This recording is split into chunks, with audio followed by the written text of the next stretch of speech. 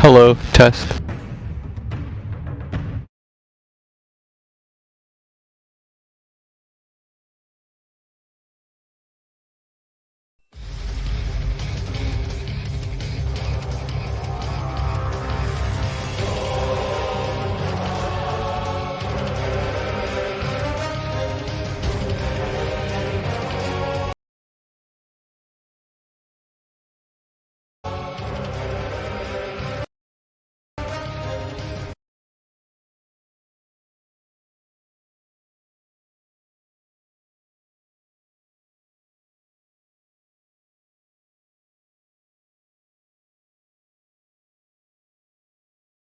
While they're facing up.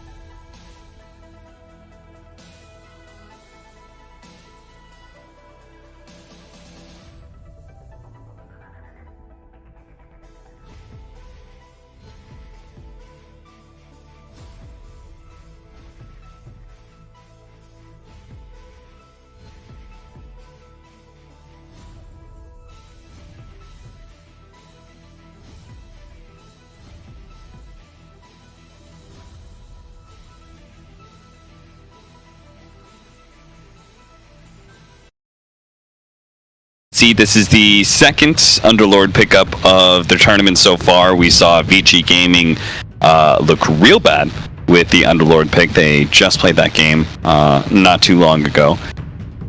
And is it any better here, William? I think it's okay here. It's not bad against the Faceless Void lane. You'll tank through a lot. You're a natural pipe carrier, which is really good against newbies lineup because the majority of their damage is magic. Yeah. Like, even if you think about it, the Mirana will get stuff like Maelstrom. Time Lock is magic damage as well. So when you get things like pipe and you have that passive as well, it's really nice. What do you think about this third pick, Storm Spirit? There was still 3 picks to go in the draft. Oh, my when they guy. grabbed the Storm Spirit. Are we actually just live on Dota TV or also on the stream? I have no idea. Okay. Well, let's talk about that like when I'm certain. Okay.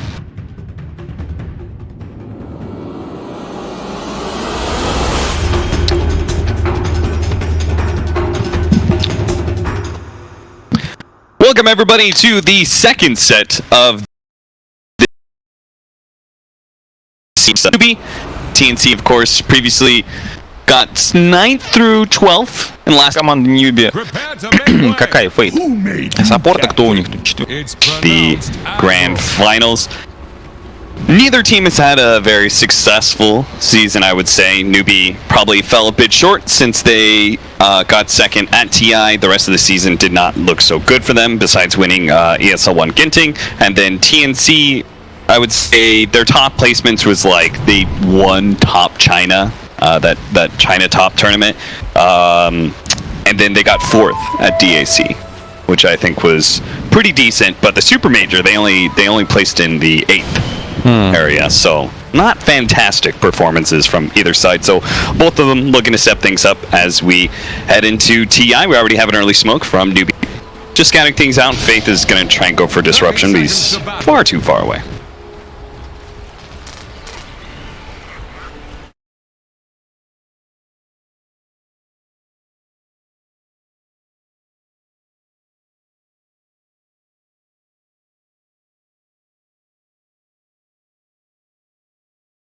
Both of them looking to step things up as we head into TI. We already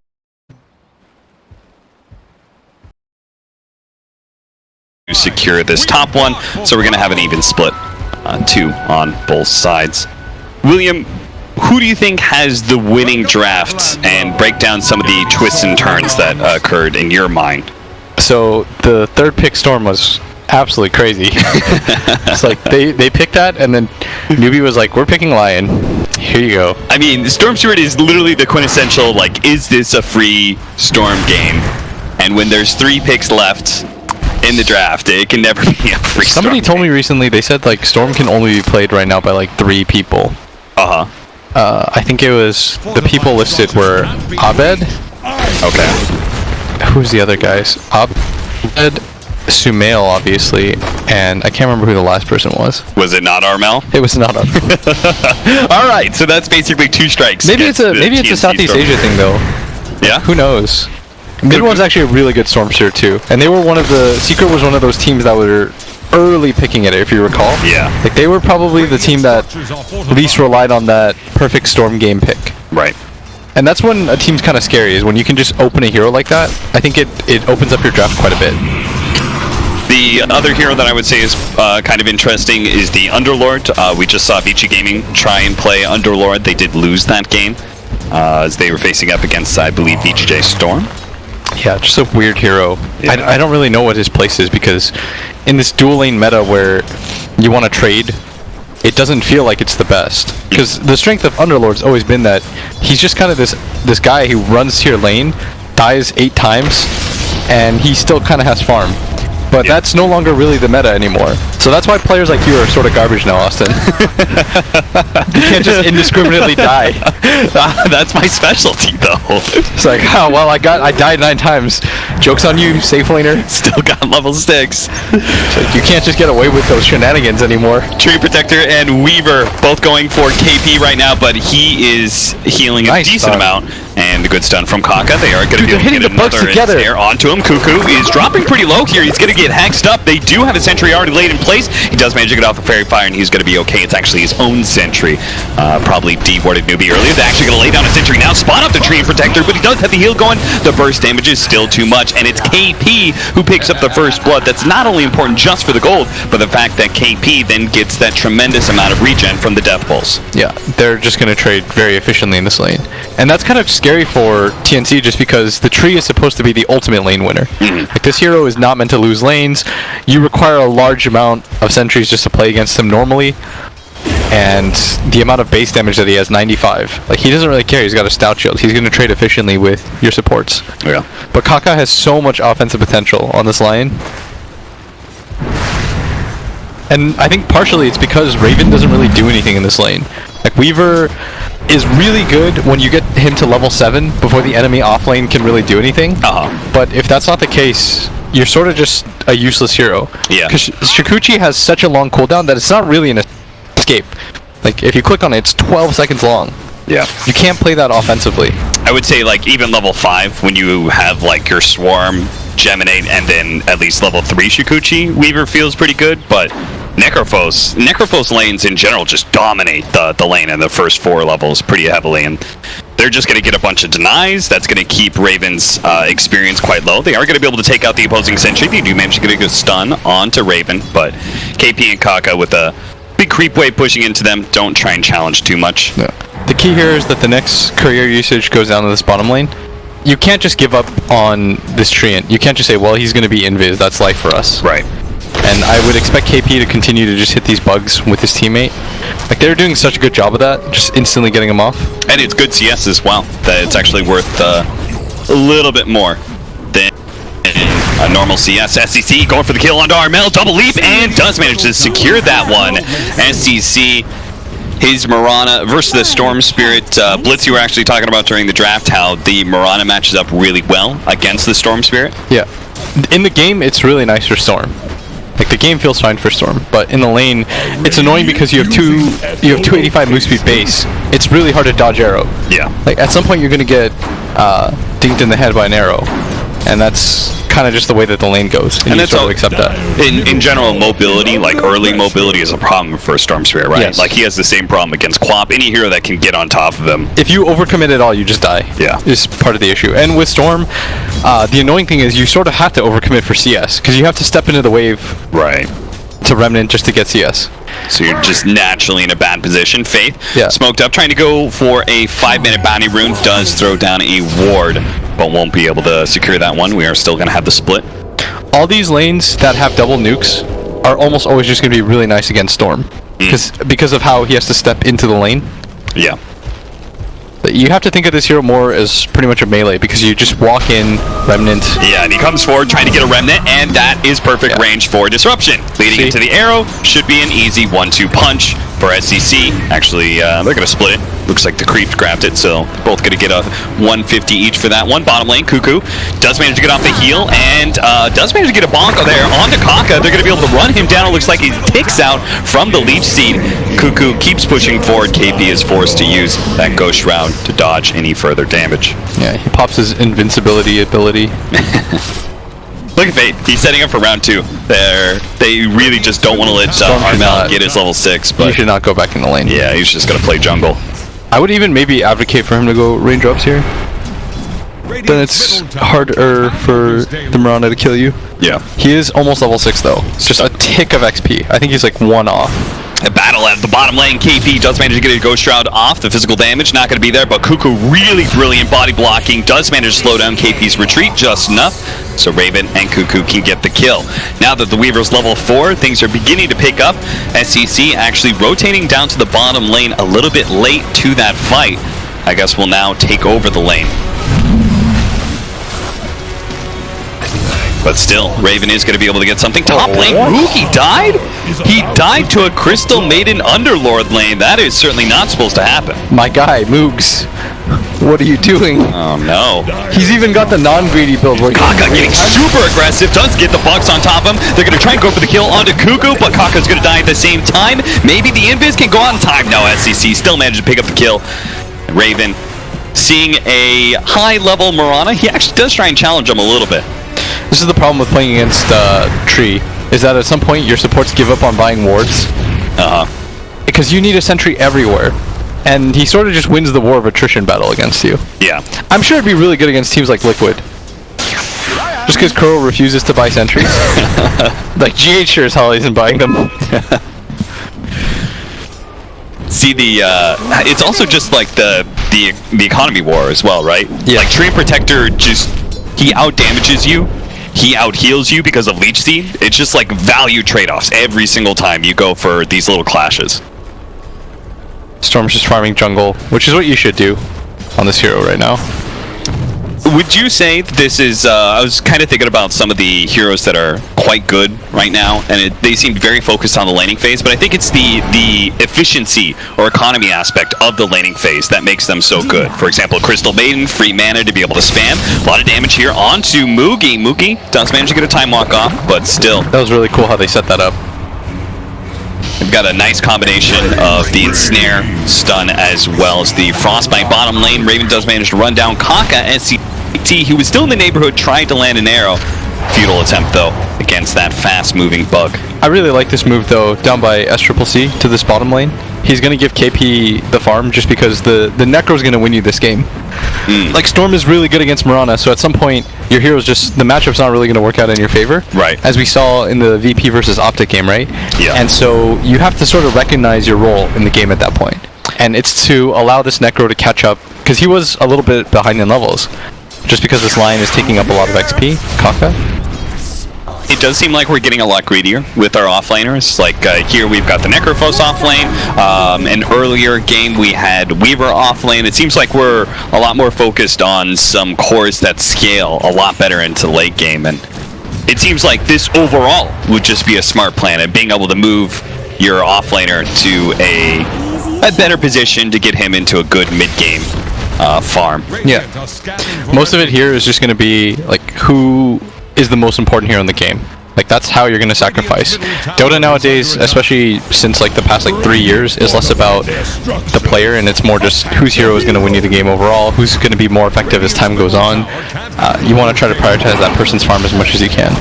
Like this Void, I don't think they care about making sure that Mugi has the best game, if you can tell, just because he's going to be a Chrono. Kaka kills Cuckoo, but Kaka will end up trading out. That is so confusing. The 10-minute bounty runes coming up. They're going to try and fight over it. They do manage to get the kill onto the Crystal lane and get out. SCC, don't forget about that bounty. Sam H will find to his dismay that one of them is going to be missing. Jump away from our... Well, that was kind of close. KP almost got a range of the Reaper's sight. Armel suffering quite a bit in his net worth due to the fact that he was forced to go jungle so early. And even now, matched up against the offlane Necrophos, who's now taken over the mid lane, Necrophos is still keeping him on the back foot. I mean, Storm can't do anything in this lane, because you can't kill. Yeah. You don't really have kill potential, so you're just sort of sitting there watching the Necro outtrade you, essentially. Cuckoo comes to the mid lane now. Try and lend Armel a helping hand. Would you say, so if the Necrophos is the winning hero, oh, Mookie's just he's gonna go for it. He just Chronosphere to Underlord.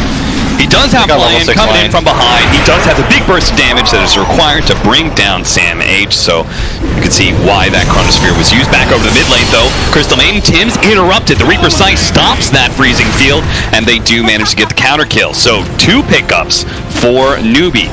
Kill at top, and then manage to stop the aggression in middle and claim a support life there as well. You notice, by the way, that we're just talking about these heroes and how they work, like what heroes win you the game, what heroes won't. They don't really focus on this Weaver, because what is the Weaver going to do? If he gets chronoed once in the game, the fight just it just ends. Like, there's no, that's kind of the problem with playing Weaver against Faceless Void, is that at some point he will chrono you, and you're just going to die. You don't really want to build Aeon Disc on this hero. Like, you want to continue to be offensive because you have an ability that makes, you have 2 abilities that give you defensive capabilities. So if he's not the winning hero, would you say this Storm Spirit is? Yeah, which is why they're trying to just allow Armel to play whatever game that he wants. But it does mean that the supports are kind of left without a game. Like, if you're a support on the side of TNC, you're not feeling super good, because you're not really sure where you're supposed to be. Whereas newbies' goals are just a little bit easier to work around. Yeah. They, like, whenever you have an off lane like Underlord, you very often will not have a big playmaker as a support that you can work around. And that's why KP is down here at bottom, because he knows it's the free lane. Yeah. He's like, there's just nobody that's going to be here. Nobody plays in the safe lane anymore. You just switch sides of the map. But it seems like at the same time, Newbie are still able to play in their safe lane, in part because they have this wily Faceless Void that's hard to be able to bring down. Yeah, they've got 3 heroes that are like that. You just have 3 heroes on the side of Newbie that you don't feel entirely comfortable going for a gank on. So does that mean you're expecting this laning phase lead? There's no Chronosphere. We just keep running at them, even underneath the tower. Faith, he's going to be caught. Okay, chased away. They've got the invisibility of the Mirana. Moonlight Shadow allows Newbie to be able to retreat. Still, that's something that TNC force out of Newbie, and maybe they can continue to be aggressive. As you can see, Cuckoo is maintaining his position in this middle lane. Needs to be able to cross over to the other trees if he wants to be able to catch KP out with a leading disable. The rest of his team starts making their way forward. He's going to bonk KP once, slowing him down. Sam H is going to be trying to catch up. Managed to get a good amount of damage there from the Firestorm, especially with the KP. Now with the overgrowth on the top, but the disruption buys KP a lot of time, and this is still a tough hero to bring down. 1300 HP, Glimmer Cape, as well as that Ghost Shroud and heal. Stupendous. And if you're Newbie, it's like part of the issue. Nuisance. When you make whiffs like that, is you're scared to try again.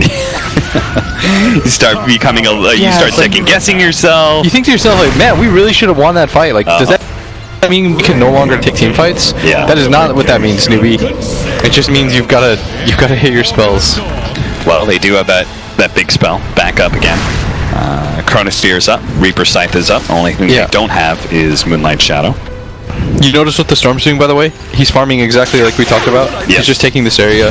It's by far the most comfortable spot on the map for Stormspheres to farm. Okay, so we've gone over this several times. Sure. You know, invade the enemy safe lane, take over their jungle. Why isn't Newbie doing the same? It seems like they're actually trying to play around their own jungle quite a bit. I think it's because, I'm not sure actually. Maybe their cores just don't feel comfortable anymore. This is this is what you want. You want to smoke when you have chrono up like this. Oh, Sam H in position. Nice. Breaks the smoke. TP's out. Is under attack. All right, that's like, you know that Mugi was he was just like, he was a little bit not so confident about that. He was very happy that he successfully pressed the stop button in time. If he had 2 whiffed Chronospheres, man. Faith, they're going to be able to catch a disruption into an arrow. Nice and easy. KP will take the extra 30 seconds onto Raven with that Reaper's Scythe. Actually, it's only level 2, so... Yeah, Glimmer Cape, by the way, on this Necrophos. Because we talked about it's just a whole lot of magic damage. I think the added little help of going invis and taking out the bugs. Oh man, that always is super useful. Jump up the top lane.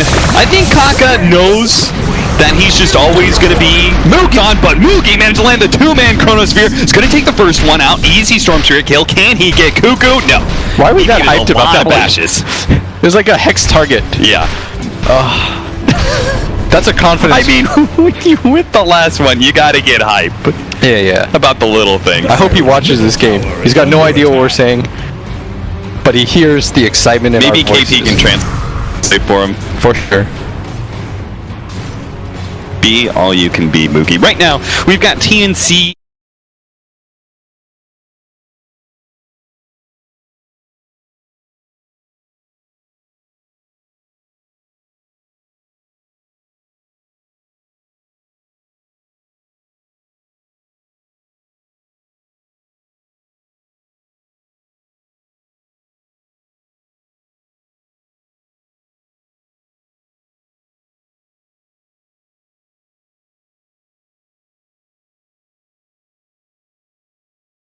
Supposed to win you this game, but at the same time he's your only way to get kills. Yeah. Which is why they're giving him this like inordinate amount of space around this top area.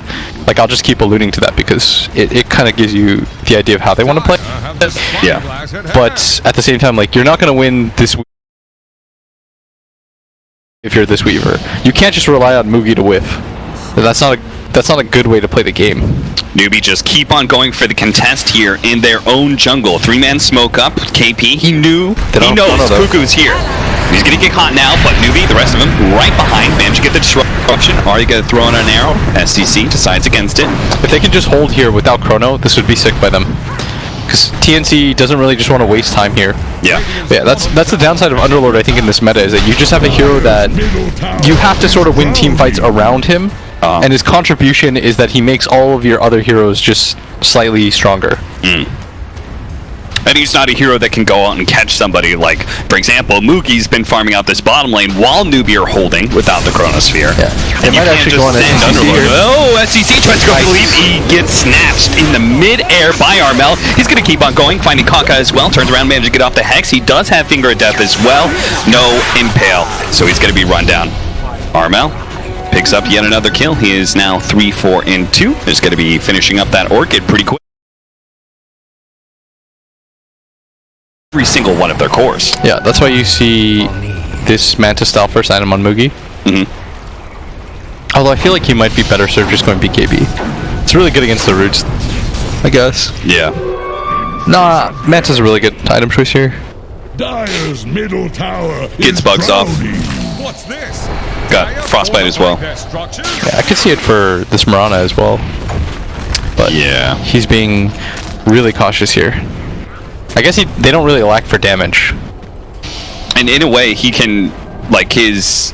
You said Necropos is the guy who's going to win you the game. Void is also going to do that. So he can be more of like a mid-game buffer with that BKB build. He's just going to want people to go on him. He'll be like a false flag. Leading things off on a Sam H. They're hoping to be able to get a Reaper Scythe kill, and they'll get it too. Finger of Death and Reaper Scythe both being used to bring down the tanky Sam H. Underlord. Now, can they do Roshan off of this? They've certainly got the physical damage. Moogie gets hit by a bug on his way in, but Moogie are not shying down. They're going to keep going for this. If they have Chrono and no Underlord, like Underlord represents such an inordinate amount of their net worth. Yeah. He's barely behind this Void, so why would you take the fight when you don't have your second highest net worth hero? So they're going to need some good harassment coming out from Tim's Crystal Maiden. Slam out from Roshan. Gets Newbie a little bit lower. Roshan dropping fast. Cuckoo getting in position now. Tries to get a Frostbite onto the Faceless Void. Nailed by the arrow. And it looks like Tim's will end up going down. Roshan is still available. But TNC, they're bleeding out some heroes. Do manage to get the Orchid. Good disruption out. Faith saving his Moogie. And now they're going to find a Train Protector who was on the other side of things. Now he's pretty fast though. Lay down another sentry. Not quite going to get there. Tim's with a buyback. They really want to be able to contest this Roshan. KP blinks out of the pit to be able to spot Armel. Roshan down to 650 HP. It's just about to go down. It looks like TNC have given it up. They no longer can take this fight. Arrow actually landing on a Cuckoo. That was a fine one from SCC and cleans up the kill. Thanks to a double damage that spawned at the 22-minute marker. That thing just made Roshan and that kill a lot easier for Newbie. My guy with his model good looks. devilishly good plays and looks. You just wouldn't expect it. It's a little unfair. It is. It's one of those things where, like, you grow up and you think you've got your special thing. Like, oh, I may not be handsome, but I'm, smart or I'm funny or something. And then you run into that guy who's all of it, Super Chad. And you're just like, but what do I got? Well, I'm good at video games. No, SEC has that too. Sorry, nerd. SEC is... That hits like way too close to home for me. It hits too close for all of us, Blitz. It's all good. He's a good dude, so he deserves all the success. No, that makes it worse! Because then he's got a good personality too. Yeah, but why couldn't he be an asshole? Good people deserve good things. Okay. 5K net worth lead now for Newbie, 13 to 15. And all three of their cores are...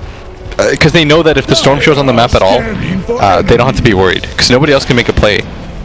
So you can be a little bit greedier. And now you can even be more so, because SECC has his defensive item, this Void has his defensive item, this Necro is his own defense. I mean, he had his defensive item long time ago, right? With the Glimmer Cape. Yeah. Feels like a pretty good choice. His defensive item is existing. That's true. Go Shroud. Cool. Sick. Just a button that slows you down, gives you extra healing, and prevents the enemy from being able to attack It you. just does so much. Okay, they're going to run into a 3 Train Protector kill. They will blow both of those abilities. Again, Finger of Death, Reaper's Scythe. It helps just because the added respawn timer, you don't need to worry about your own cooldowns. This game is 24 minutes long. This tree is dead for a minute. Good times. Yeah, he's not having a whole lot of fun. Is he? Oh man, he's getting close to level 18 too, where he'll have the 45-second added respawn timer. He's gonna have his Aghanim Scepter too, here in a second. I don't remember what pro player tweeted this, but they did make kind of a good point. He said, if lowering death timers, those talents, those were OP, then why is adding death timers not OP? It's kind of funny. That's a good point. I like that. Yeah. Shout out to whoever made that joke. Yeah. Manta almost done for FCC, so he will have the double answer to Storm Spear. He'll have the Manta to get rid of Overgrowth. He'll have the BKB for the Orchid, whatever order he needs to use it. He's got it. Yeah. Right now, if you're TNC, I think you just have to rely a little bit on Newbie to make an error. And you're just like, I feel like they've kind of missed their timing to own the game in this mid game, so it feels like they're gonna have to rely on just like the pure RML late game carry. Yeah, you see Raven's problem is that I don't think he feels good about buying any of these items. It's like, I need HP to survive the Void, but there's no real amount of HP that'll save me. Yeah. And so I'll get this Lincoln's because it'll be good against this Lion, but it's still garbage against Void. Yeah. There's just no real winning here. Because if you get chronoed into Arrowed, and they just pop your Lincolns with a mana drain, you're just gonna get necrolted anyways. So this is gonna come a little bit more down to his play style. He just can't show at the start of a fight, right? Yeah, you gotta make sure that the chrono is. But that's part of the problem too, is that you sort of like one of your two mobile heroes has to tank the chrono, or you just have to outfight them. But they don't have good instant jump aside from the storm. Like this Underlord, you're not supposed to. I don't think you're supposed to be this far behind, because now he doesn't really provide you a way to start the fight. He just provides you a way to exit the fight. Yeah, if he had like Greaves as well as Crimson Guard done, then like that's a significant amount of sustain that would help you survive through the Chronosphere. Bottom lane does go down, but they beat it out the tower! Kaka sets it all up with Blink Hex. They get the Reaper's Scythe on him as well. By the way, that is seconds. A level 3 Reaper's Scythe and added 45 seconds. Whew. Was it worth it, Armel? Surely not. Mugi still has, and this is the best part about it, is that Mugi still has his chrono, and Reaper Scythe is almost going to be up again. Disruption on Sam H. They do manage to have the blink hit onto Faith, locking him down for a while, but SCC comes in from the side, already get the damage as well as the stun on his Sam H. He's going to try and go for the retreat, see if he gets the Dark Rift away, but he's stopped by Kaka. Now they're going to be able to catch Tims as well. This Crystal Maiden is so slow. He goes into the... Oh no! The Aghanim 99 seconds. Reaper Scythe is up again, and now you've got 2 heroes that are dead for almost a minute and some. Keep the hits coming. That is the danger of this Aghanim Scepter Reaper Scythe. It just snowballs so quickly. Yep. You get one pick off, next thing you know... The scariest part is, once again, there's still Chronosphere, and the Reaper Scythe is about to be up. So you can't even take this fight, even if you want to. Yeah. The hope is that if they use the Chrono into a bunk situation, and you can take something like a buyback fight and go for Roshan, because Aegis is the counter to Chrono, right? It's like you just have a second life. But that possibility doesn't really exist.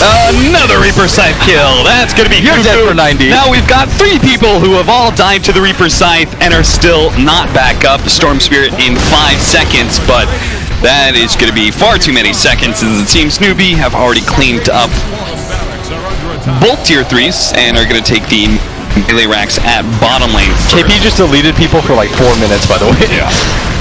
Good Leading stun, follow-up arrow onto Sam H. They have another Reaper Scythe. No, it's 12 seconds. And now I just want to see Reaper Scythes.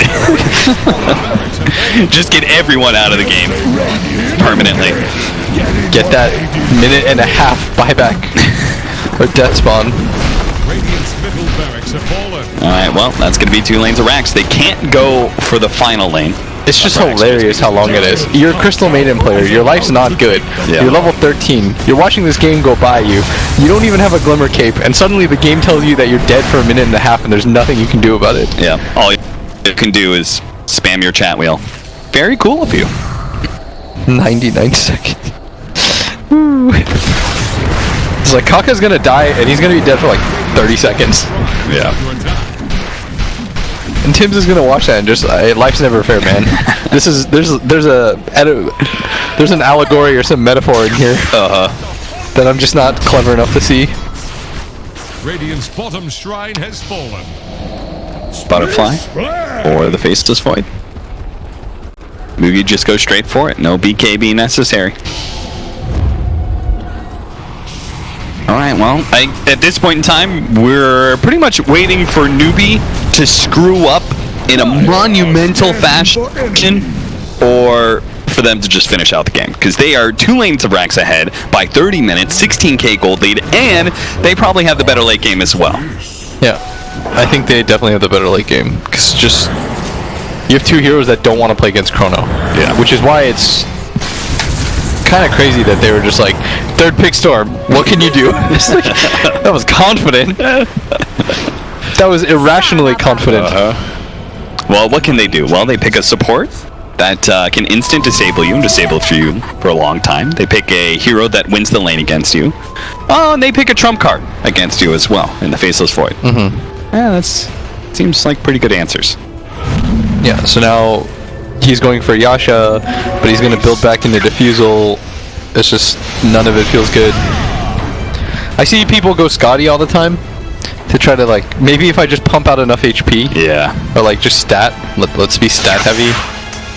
The problem is like especially as a Weaver, because you're not going like these raw tank items. You're going some sort of like Lincolns, you know, it gives you a little bit of HP as well. Something else is that Void in these sort of games, they're just going to out TPS you. Yeah. You get 500 health, well, he's going to get another 100 damage.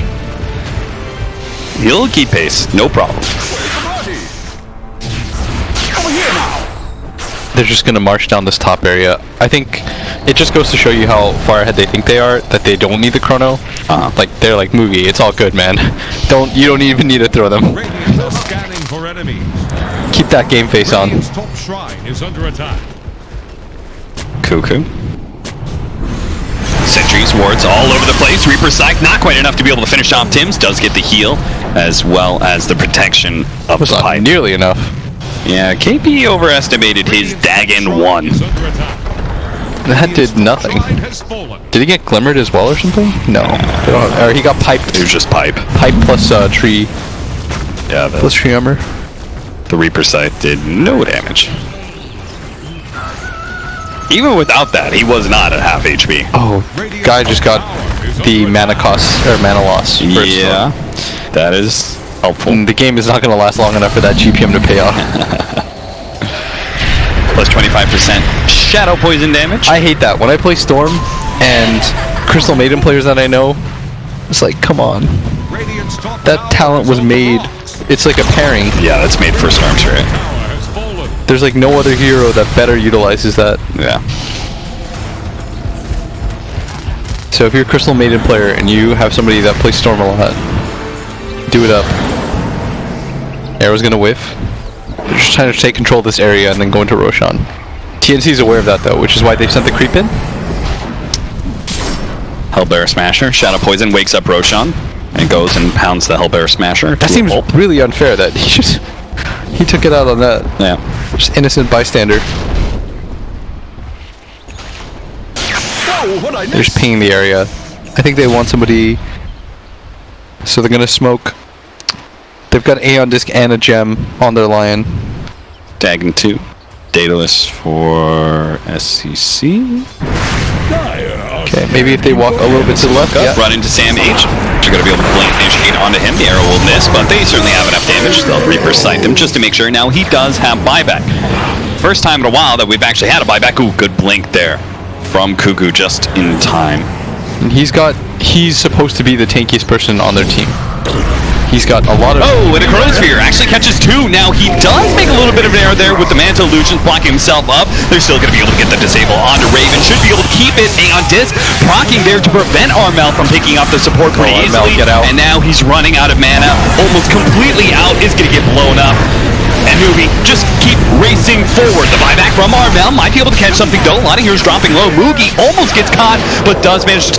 time walk just ahead. Faith gets the Ghost Scepter off. Okay, never mind. His TP is going to be cancelled. He will be the only victim of all of those buybacks, though, from TNC. That is certainly not enough for them to feel.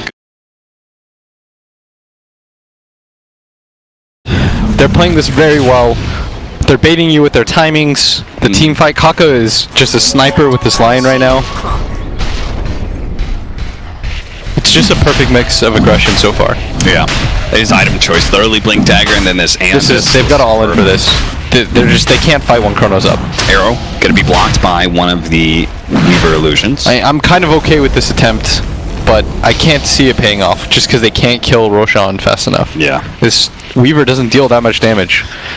And this is, it feels like we're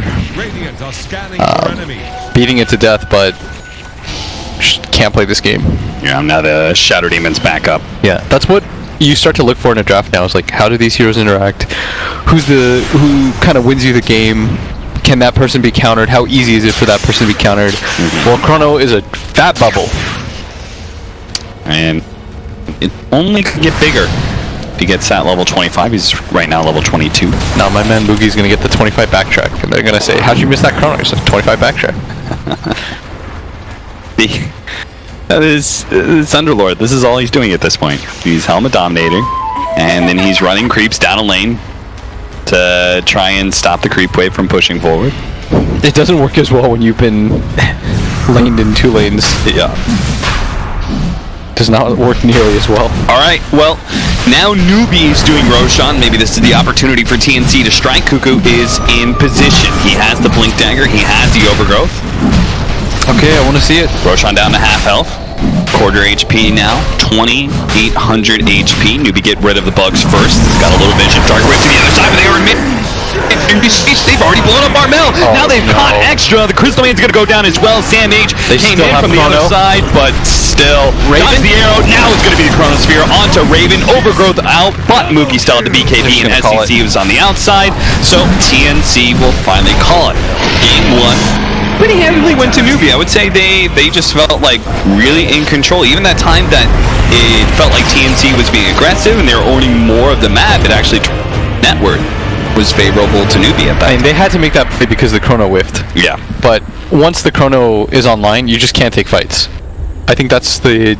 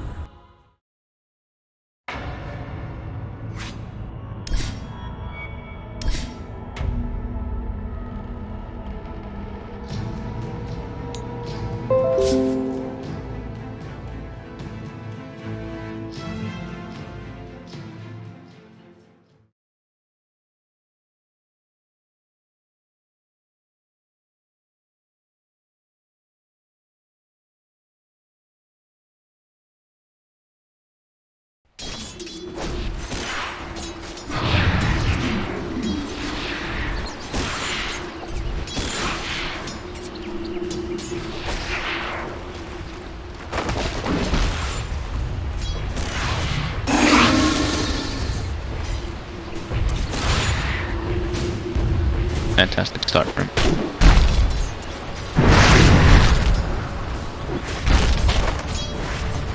Bottom lane. Secret just trying to keep pulling back the waves, deny, so they are winning in the experience war as well, quite a bit versus Serenity.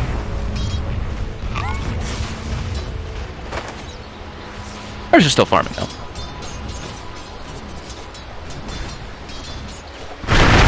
Finding up a chance for a missile opening. Pressured in under the tower.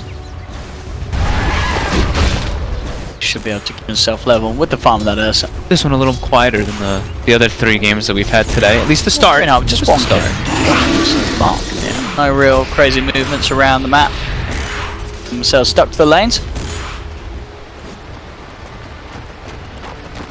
All about just messing with the experience advantage. Ace collapsed on a bit here, gets GGG tossed away. Just not a kill that's going to be happening ready for Serenity at the moment. This is combos we've seen. This is the lane now. This is where the lane is located now. Where the creeps have been pulled forward. He does have the mango. And they're just going to turn, burst him down, and They got him.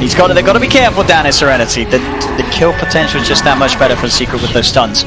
And Tiny's just innately incredibly tanky. I mean, 1000 HP, 0 stat items.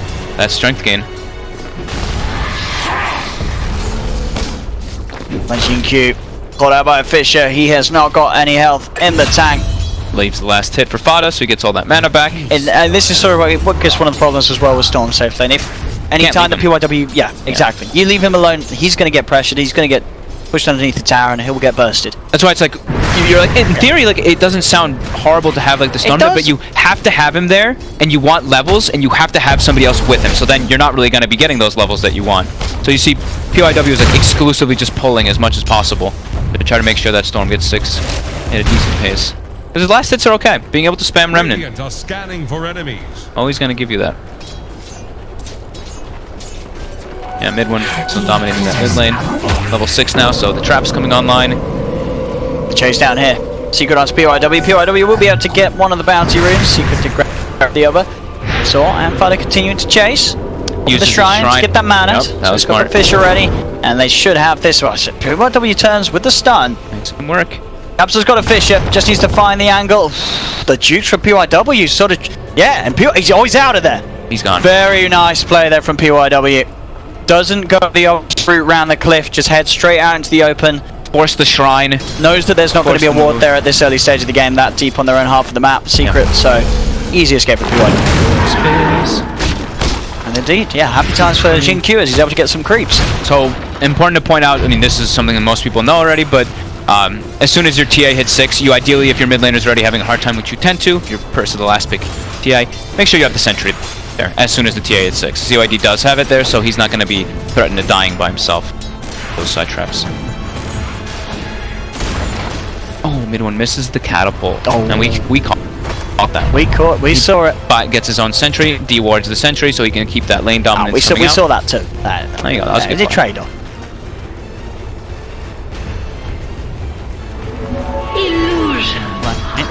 They just, yeah, it's just, XNQ is just jungling now. UIW is just gonna have to take the lane a bit here. Gonna get chased out. And They're mid. gonna go. They're popping the ult here. The trap is gonna slow XCG. There's another trap to slow ZYD. Mid one should be just fine. Yeah, and now with the turnaround, the Bane's the one in trouble. Puppy's there with the magic missile. Actually, Serenity did have, the XCG did have a stick. Find some time, but not quite enough. As he'll go down, ZYD, can he actually get anything in return out of this? There's the second trap being used to slow him. They're kiting him, they're closing in upon him as ZYD pops the fairy fire, but a Fisher comes out and ZYD will fall Secret. Themselves 2 more kills towards the mid, and they punish that use of the exorcism as well, as Team Serenity unable to achieve anything with that first use of the ult. Ooh, that's costly. The power of those TA traps. The Bane could not close the gap.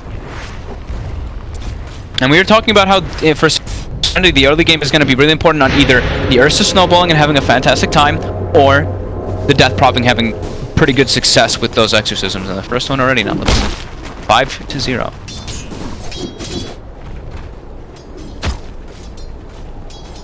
To see what this, what the Storm's going to be able to pull out for this. Of course, Tom, as you say, he's sort of just been sticking in the jungle for now. So sure as CS is up there. It's going to take a little bit of time for him to climb up. Ace isn't going for an Aquila on this time. He's just gone treads, and he's got a bottle queued up for the Aquila.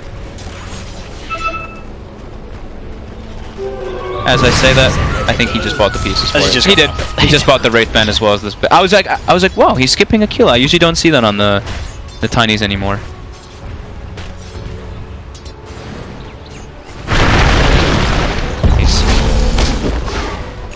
Try to just body block him with this invis. It's sort of working. He's got the Nightmare. Magic Missile out onto the Ursa. Nightmare will be taken off, but that's going to mean that now Puppy's in an awkward position. But there's the Reaper Sight does come down onto an already raged Ursa. They get the kill though, and it does save Puppy. Stops the Ursa from getting the kill on Puppy. Mid lane ZYD getting moved on very aggressively here, but now with the TP in, Xinq's ready with the reaction play. Mid one, can he get his way out of this one? He can't. So heads up play there from the Storm as Xinq turns up to the lane and helps ZYD turn that play around. Mid one trying for solo kills. Gets punished.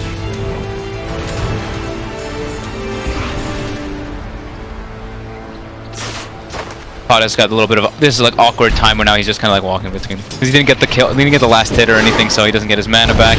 But now he'll be with the last. Restored. All Yapsor and PYW.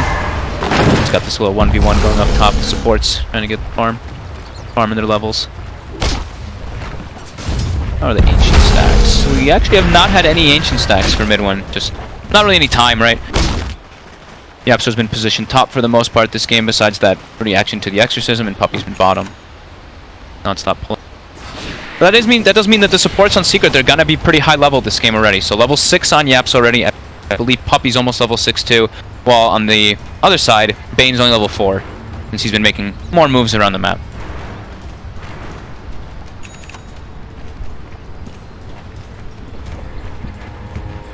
Nice and Puppy. Bottom lane, so they can close the gap into GGG. Ace doesn't have the most mana right now. They get the D ward, but only has mana for one spell, and one spell on a tree. Wages of fear. The hidden ones have blessed. It's the arcane bullets on Yapsor. Sometimes see Tranquil Soul Ring. I think he's realizing that he wants his, not only just for himself, it's for his team. Got like bench. He goes to keep spamming abilities. Bottom, Ace goes with the Avalanche, but straight away XCG and GGG ready to collapse upon him and surround him. Ace tries to toss away the big old bear, but ZYD is in with the rotation too. As Ace gets siphoned down. Mid lane, mid one, trying to use this opportunity to get some damage onto the tier 1 tower mid. There they go, they actually open up straight away onto PYW, who's been trap slowed. The Spike Carapace for now, he has got the stun back for a second, but the mana's not quite there as mid one moves forward and takes the kill. Fine, PYW turns his attention back towards that mid tier 1. He's got the arcane rune, so he's just pretty much in no mana every time he's using these refractions to push the tower. Bottom, the setup's coming. They're trying to look for the second use of the ghost, but ZYD just gets swapped in straight away underneath the tower. The magic missile, the slam thrown down. But the Nightmare will keep him alive there, dodging the Reaper Sight. Is it enough to keep that man safe though? As he's diving in deep, 4 heroes will finally finish him off. It was still beautiful, but he does end up dying.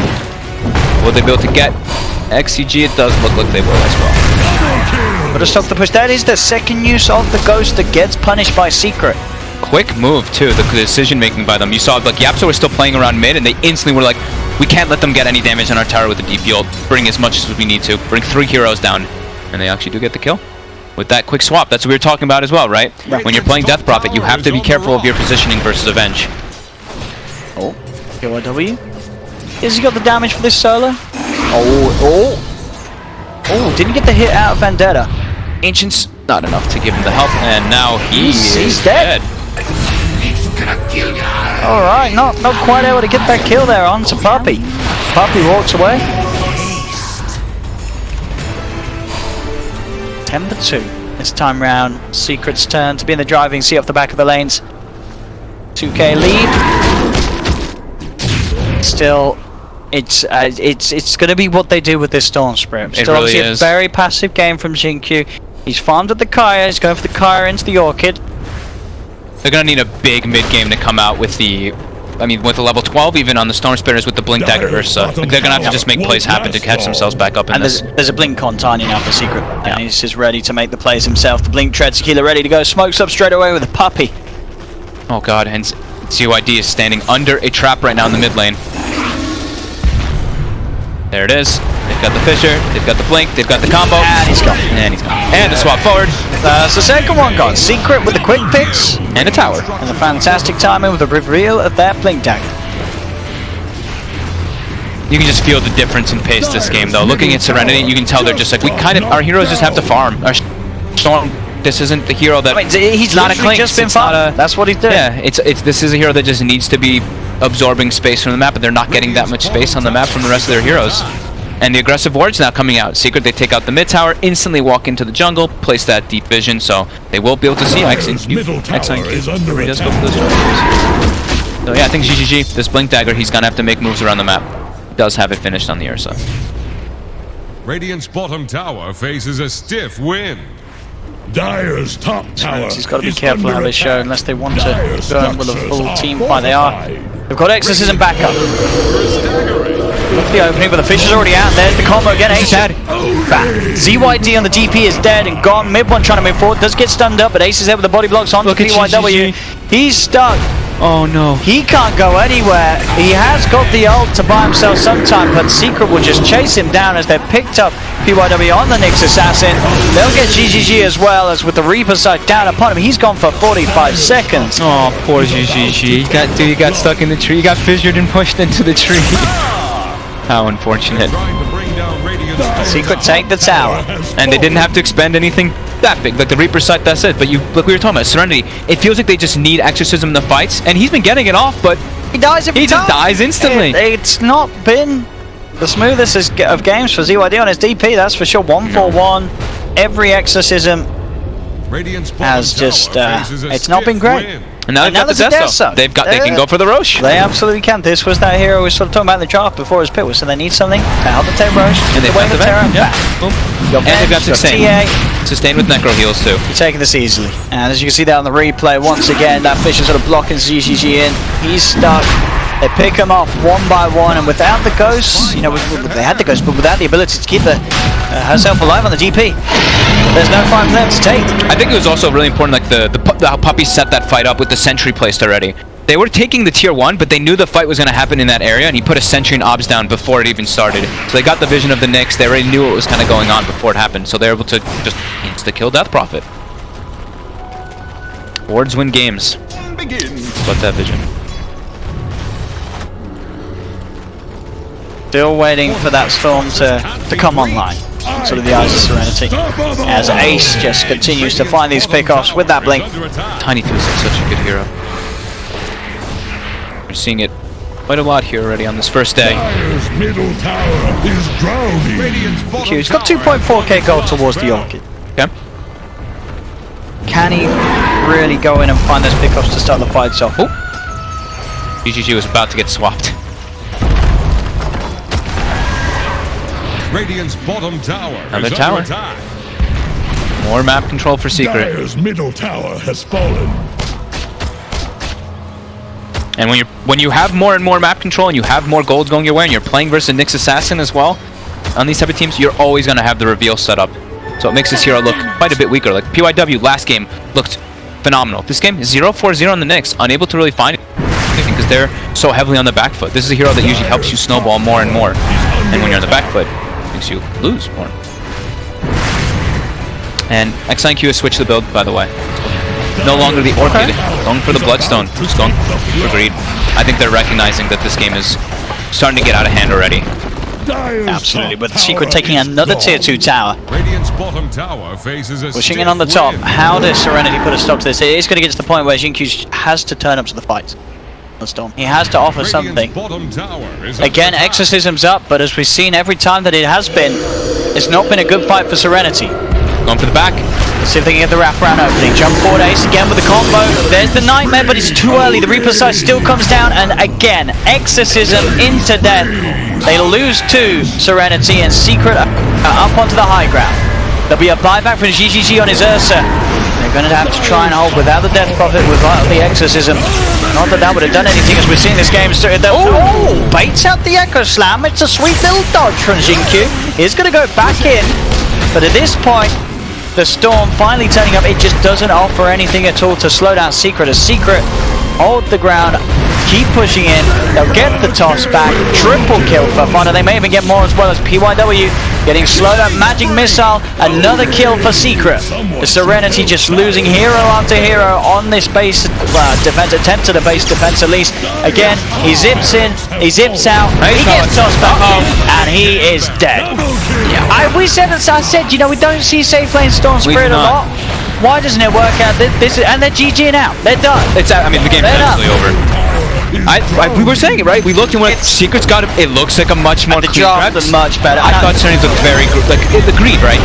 When they have to move that lane like that and then Death Prophet suffers, they have to have, like, one of these heroes has to dominate the game. Like, the Ursa or Death Prophet have to just go ham in this game, and they didn't, and the game's kind of just over from that point. I just feel the Necrophos, it feels much nicer having him in the off-lane position and having Ace on something he can be flashy on, like the Tiny. You know, Ace had a fantastic time, 8-1 and 8. This is a hero that he can really do so. He can get the kills. You know, with the Necrophos, it's sure it happened. I mean, it happened this game for Vada. He had a great time, but there's less pressure on the Necrophos, especially when you're drafting it into a Nyx Assassin. So we're certainly seeing that the Secret resolved the draft problems tenfold from what they had in game 1. You know, they tried something. They picked Pugner and a position 1 Necrophos into a Nyx Assassin. Didn't work out. Game 2, they fixed all their errors. Let me see how much composition really matters, right? And like, if you don't do well in the laning phase and you don't really have a great team fight in the mid game, you're in a lot of trouble. I know, and it's interesting. The third one-sided game I feel we've seen today. I do feel 3 games that have been pretty just straightforward from start to end. Teams seeming to be very good at holding on to a lead and not letting it slip from them today. So that is the second series on this stream done and dusted. Secret will manage to get the equalizer here in this 2-game series as it ends 1-1 between themselves and Serenity. Our next series that we are going to be having here, I believe, is what, VGJ Thunder versus LGD. Yep. So go anywhere, we're going to be excited to see how LGD performs. Are they going to be that dominant team against a team like Thunder that has struggled in sort of the recent DPC tournaments, or are we going to see another sort of toss-up between the teams and Thunder coming in with something new, something different to take down the big?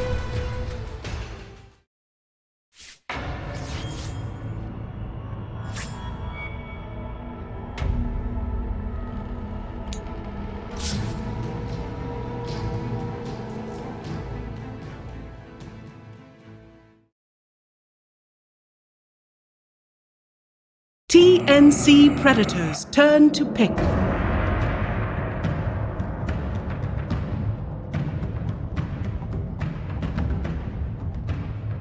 Dire's turn to pick. I speak for the trees.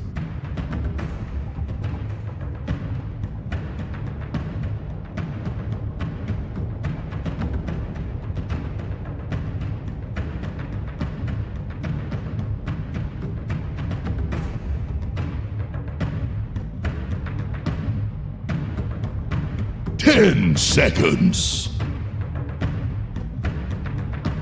5 seconds remaining.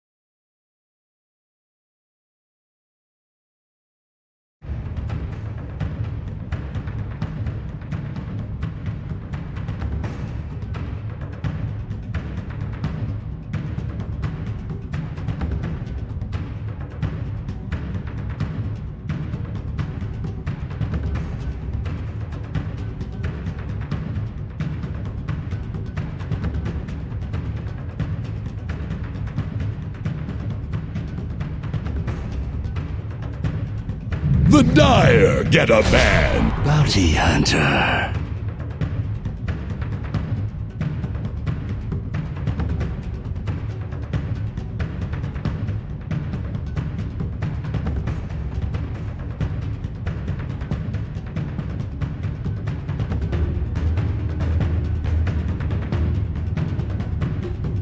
Ten seconds. 5 seconds remaining. Is the Radiant ban?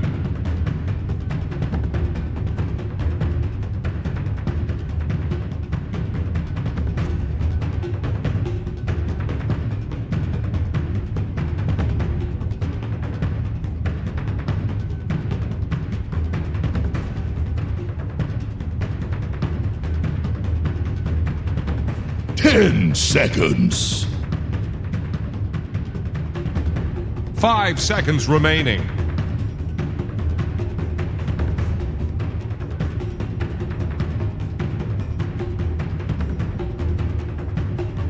Radiant's turn to pick.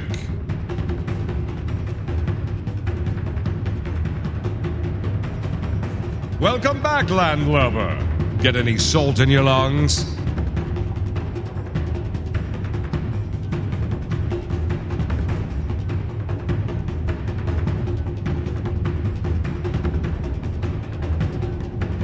Ten seconds. 5 seconds remaining.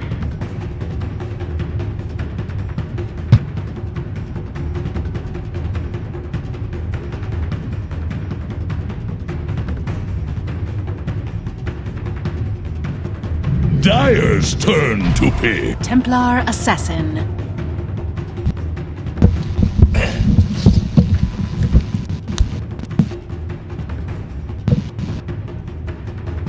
What's up, Blitz Dota Sea Dog fan? What up? Just to make sure. Oh, my mic. Oh, my mic. Open mic turned off. 10 Sorry. seconds. My bad. Dude, Steam is not saving preference. I don't know what's up with that. Hello, everybody, to everybody in Dota TV. Yep. Welcome back, everybody. TNC versus Newbie Game 2. We've got a draft on our hands. It's gonna be a last pick Storm Spirit. I love those. Blitz Dota. That's how you pick Storm. It's the question of all questions for Blitz Dota. Is this a free Storm game? Survey says it's pretty good. It's pretty good. Ding ding. Pretty good. You thought I was gonna get hyped, didn't you? Yeah, you thought I was gonna. That's all my style, man. The production guy was looking at me. He's just like, "What's gonna happen?" Nope. Blitz Dota lets you down gentle. You know. Blitz Dota is a gentleman like that. So I was on the couch at the Summit House, and Arteezy said that Pango is the most dumpster hero. Did you hear that, Cast? Yes, I did. He just kept saying, all Pango does is he pops his ultimate and he says, "Roll it up, boys." Roll it up. Yeah. He thinks that this hero is absolutely just the worst. Okay. So here's what alright, we've got some sort of echo apparently. Yeah. The chat is going insane. Should I turn off my open mic? Should I turn off my open mic? We're getting some sort of okay. I got you. Sorry, I didn't know you guys did that on purpose. Alright. There we go, chat. Everything should be all better now. A-okay. No more double speak. Why does Pango have a gun? Because he is a duelist. But he never uses it. Yes, he does. And swashbuckle. Swashbuckles? He shoots instead of stabs. So if you do normal swashbuckle, it's the moving sword, the and if you have the arcana like this, it's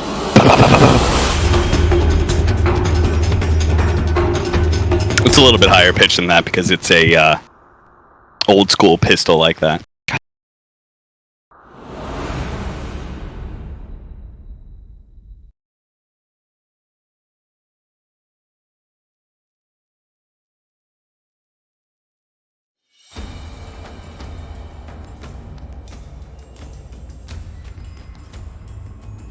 30 to 40? I feel like this game, whoever wins is just going to snowball. 20 to 30? Yeah, sure, sure. Go with it, go with it. Team with the most Roshan kills? That will be the team that has TA Nature's Prophet, hopefully. Hopefully. Yes, Player sir. with the most last hits at 7 minutes?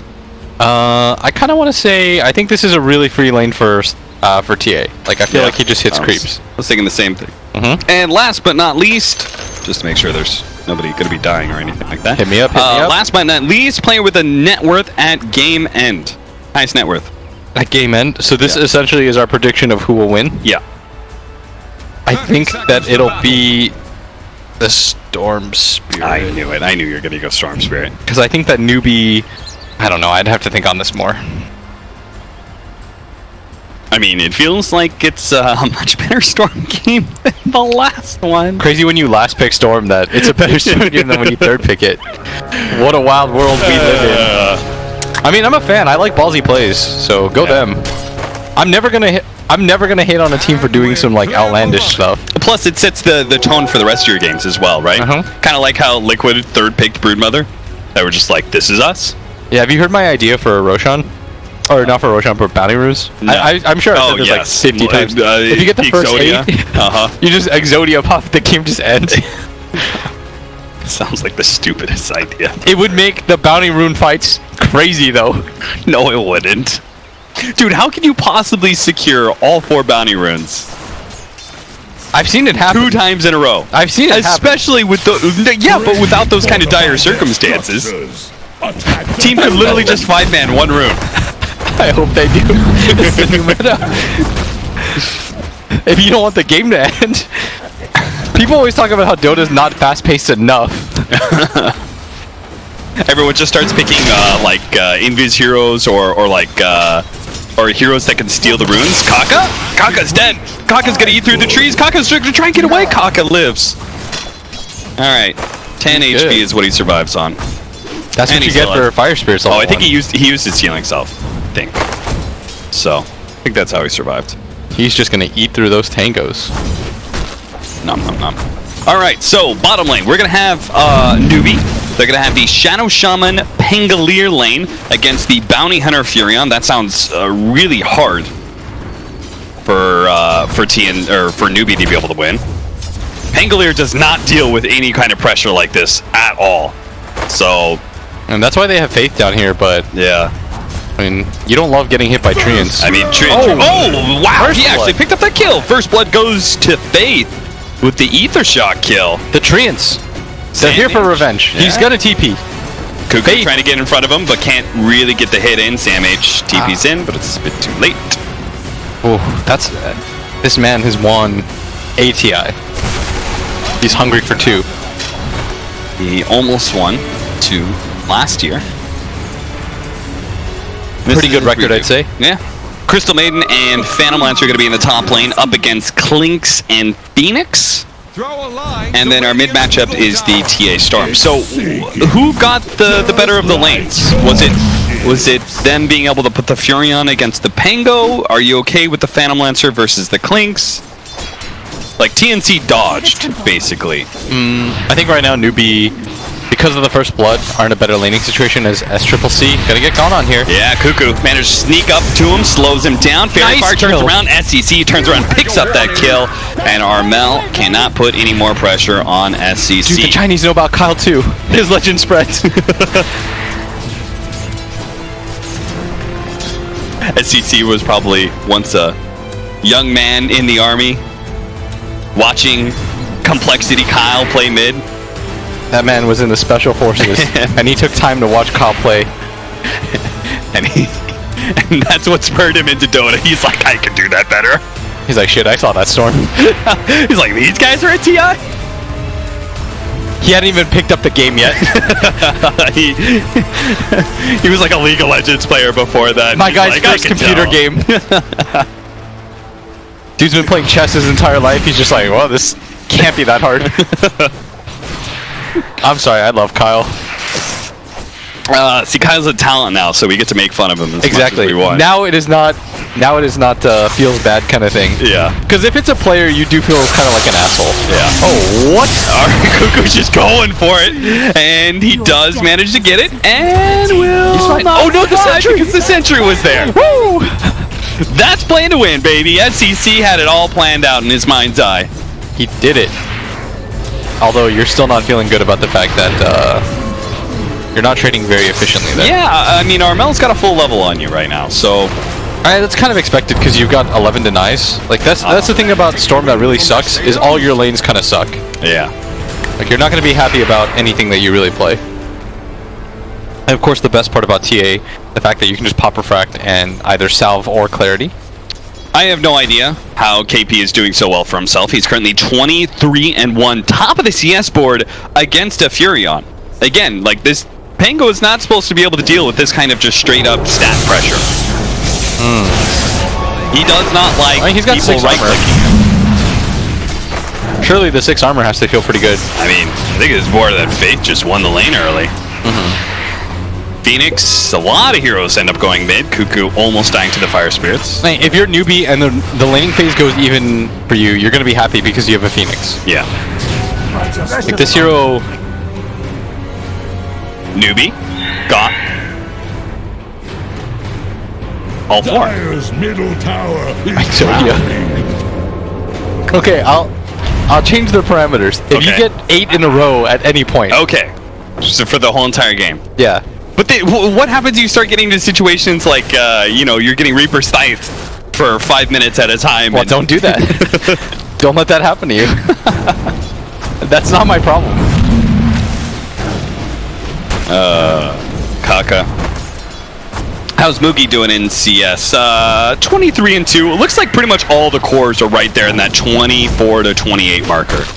So they're honestly all pretty even. Alright, I've got a different idea. Okay. What if the game doesn't end? Oh, hold that thought. As Tim's. Moogie gonna get gone on. He's trying to help him. Go for the kill on Moogie. CMH with a TPM. The Sprout no, Moogie, block it was a in. trap. He's getting out of the sentry range. They still spot him. Moogie is still going to die, but he does manage to pick up the Crystal Maiden kill before he goes down. Now, Kaka, he does have a Fire Spirits away, so he should be fine. He's trying to hold on to it. And jumps away. As Raven.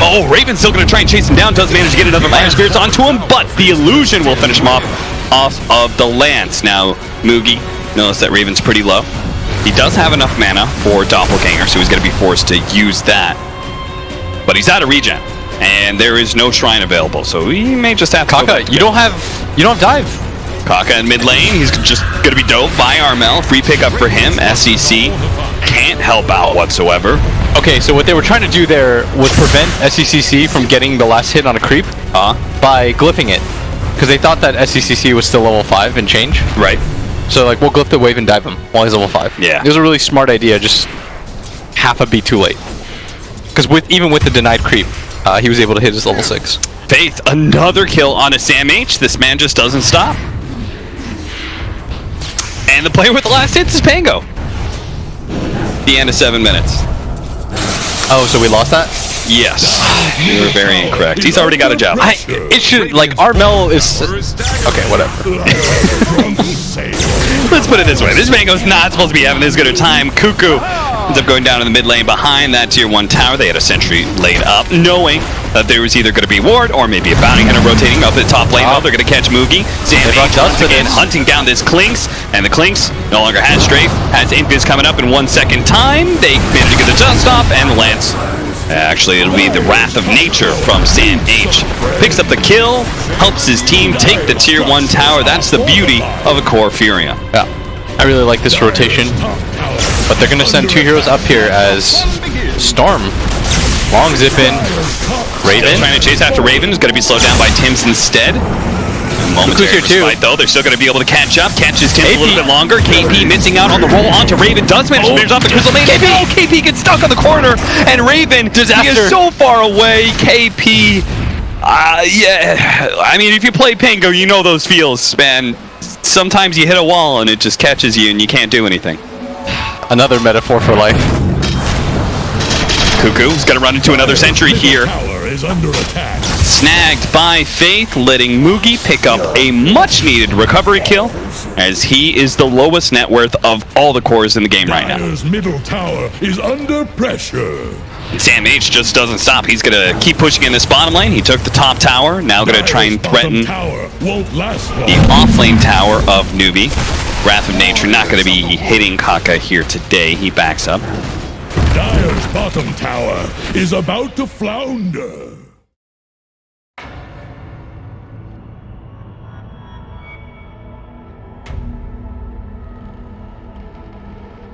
Invictus Gaming's turn to ban.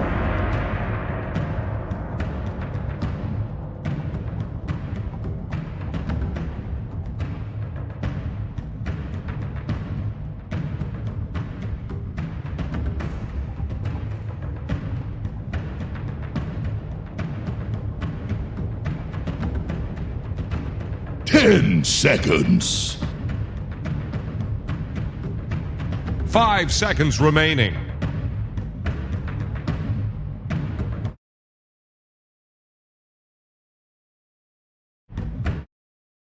Radiant's turn to ban.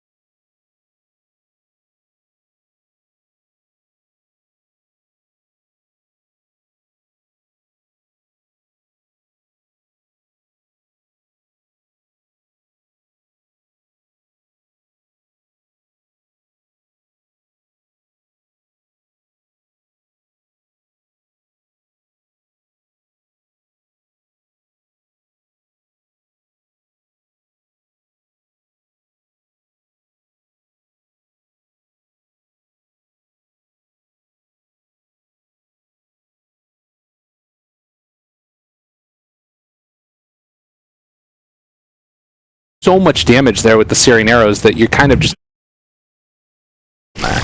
Lifestealer taken for Invictus Gaming. Okay, so this is one of those heroes that can deal with the egg, right? Like, if you get the Fire Spirits on top of you, you just rage, you attack, try and take it down. and there's not a lot of BKB piercing ways to stop like an AoE, right? So you think about if you wanted a hero that helps out with the egg, maybe you would have gone for something like a Leshrac or something. Let's say for an example, like this stun that hits a lot of heroes, lets the egg go off. But Lifestealer now creates this issue of like, okay, do we need BKB piercing control from like a single hero? Do we need like a Bane or something? Yeah. But now this isn't going to work out well with trying to stop other heroes from hitting the egg and whatnot. So creates a nice little dichotomy here for IG. It doesn't necessarily have that hero that you want to pair together as far as like an infest bomb with the Lifestealer yet, but like you said, it sort of deals with the problem of the support Phoenix, and I guess I might be a little bit concerned about it running into Clinks, because if you do get any type of disable, he's going to be able to tear through him. Like Clinks just does so much single target damage. Yeah, it's true. And they like building into like scythes and stuff if the game gets a little bit later, which can be a real problem for Lifestealer. Even the Orchid. Yeah. It's annoying. The case here, and I think likely to see I guess our other core, right? Because you don't, if you have something in mind right now that you don't want banned out, EG are going to have to snag that for themselves. The Sumail Alchemist, I believe, is still in the pool here. Currently, there's nothing too crazy good against it.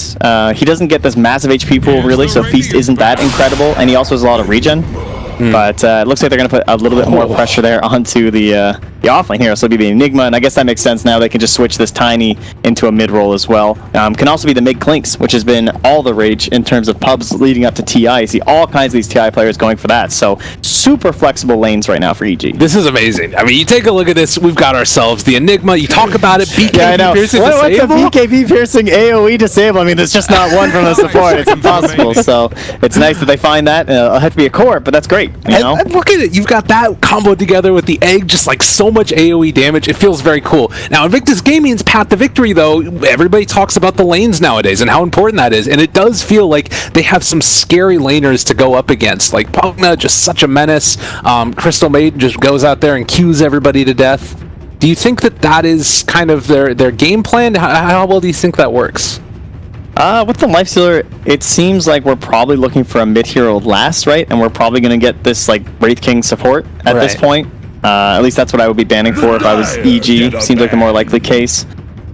So how can you speed up your game if you want to go that route? Like, these are some relatively slow heroes, right? Like Phoenix, Clinks, Enigma. Yeah. And they get a little bit better later on. Tiny, even, it's kind of a slow hero. So they could opt towards something like that Dragon Knight sort of style, something along those lines. But they have the benefit of watching what EG pick last, and that's when you can fully kind of decide where's this Wraith King going, what role is he going to be. There's a lot of value in being a core Wraith King up against like a lot of Wombo combo, right? Yeah. Because it gives more value to your reincarnation, but they are going to take care of one of those kind of like early game siege heroes like the Lina. That would have been really nice with all the attack speed that she has. Definitely. The heroes that can just sort of park themselves down there in front of you and just pummel. And I guess the other thing too is that you talk about heroes that can like blow up a Clinks, particularly if he doesn't happen to have Death Pack up. So something to watch for. And the Spirit Breaker from Evil Geniuses. Space Cow's running. Okay. Be probably a crit Spirit Breaker then. I'm sure Fly will be on his Phoenix, as it is a bit of a classic for him. I like Spirit Breaker. He has also been a hero that's showing up a lot in pubs, not so much in the pro meta because he wasn't really a thing during the Super Major. So someone who's new, but he is a BKB piercing support, which is good to have. He helps you in terms of, like, you talk about the laning stage being so important and then snowballing out of the laning stage. Well, there's not a lot of heroes better at that than Spirit Breaker. This guy needs no items. He can just cross the whole map. If you manage to get treads on him, because you get a couple kills early, you're this, like, you know, 1200 HP support who just feels unkillable and not worth dealing with. And a couple lucky bashes go your way. Game feels good, but... Oh... Alright, that's what we call the game winner hero, and a classic infest carrier, but it's like, you get into a little bit of a corner maybe, and you're like, how do we win this game? This is one of the heroes that comes to mind, right? Well, and the other thing that comes to mind is picking that into a traditional, I don't know if I'd call it a counter, but a hero that's hard to deal with in the Spirit Breaker. Yeah. Like, you just run mid with this guy, and mid lane is already hard enough when you're dealing with Sumail, particularly when it's a Sumail who is on a killing hero, and then he has that Spirit Breaker running in there. XXS is going to need to play his heart out. This could be tough. Yeah, it's curious to see how Boboco is going to perform too, if this indeed ends up being the support Pugna. So what kind of value is there in support Pugna this game? The Nether Ward's okay. The D-Crap's very good against Clinks, and not so much against Tiny, though. It can be alright, as long as Sumail's already used his spells. Like, that tends to be like the first thing happens in a fight, and then maybe you can D-Crap after and just making sure there's no follow-up in terms of the right clicks, but this isn't the most incredible support Pugna game I've ever seen, you know? Fair enough. You need a lot of levels. Now, we do have to sort of say to ourselves, the classic, is this a free Storm game? Yes. Blitz isn't here, but in spirit, what do you think? It looks pretty good, right? There's no classic enemies. The one concern I would have would still be the Enigma. You know, this is the kind of guy that really wants to target you down. He's going to be saving that black hole basically for you.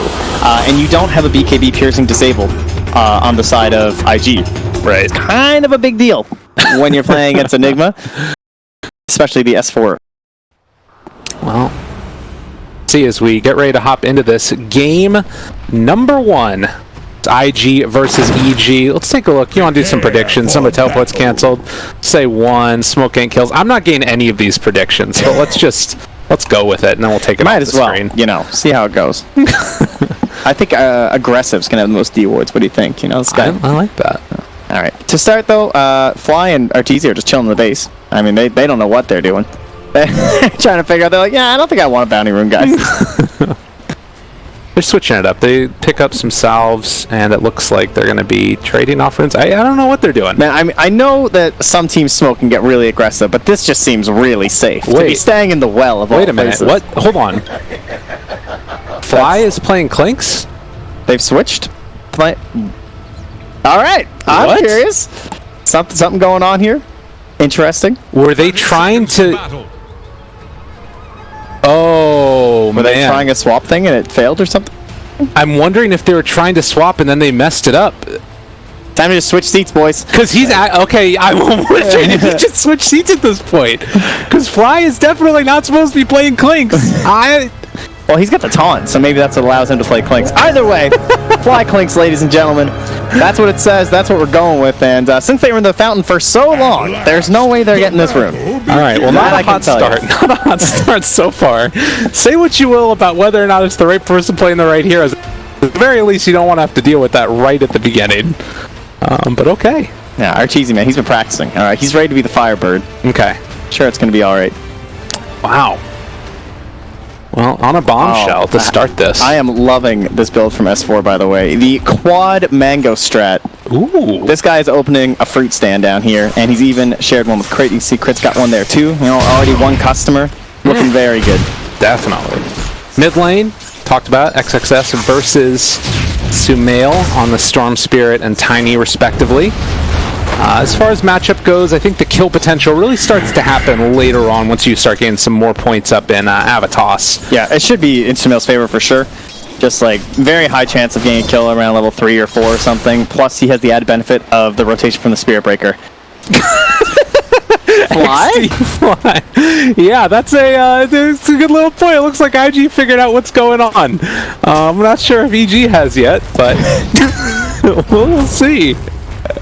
I'm glad they're just as confused as we are. Yeah. Shout out to the players for letting the people at home know exactly how they're feeling. Very much appreciating the all chat here. Definitely. Now, a couple of Eidolons going to be taken away as the creep pull did actually come through as well. This is something we were talking about as a possibility in the future.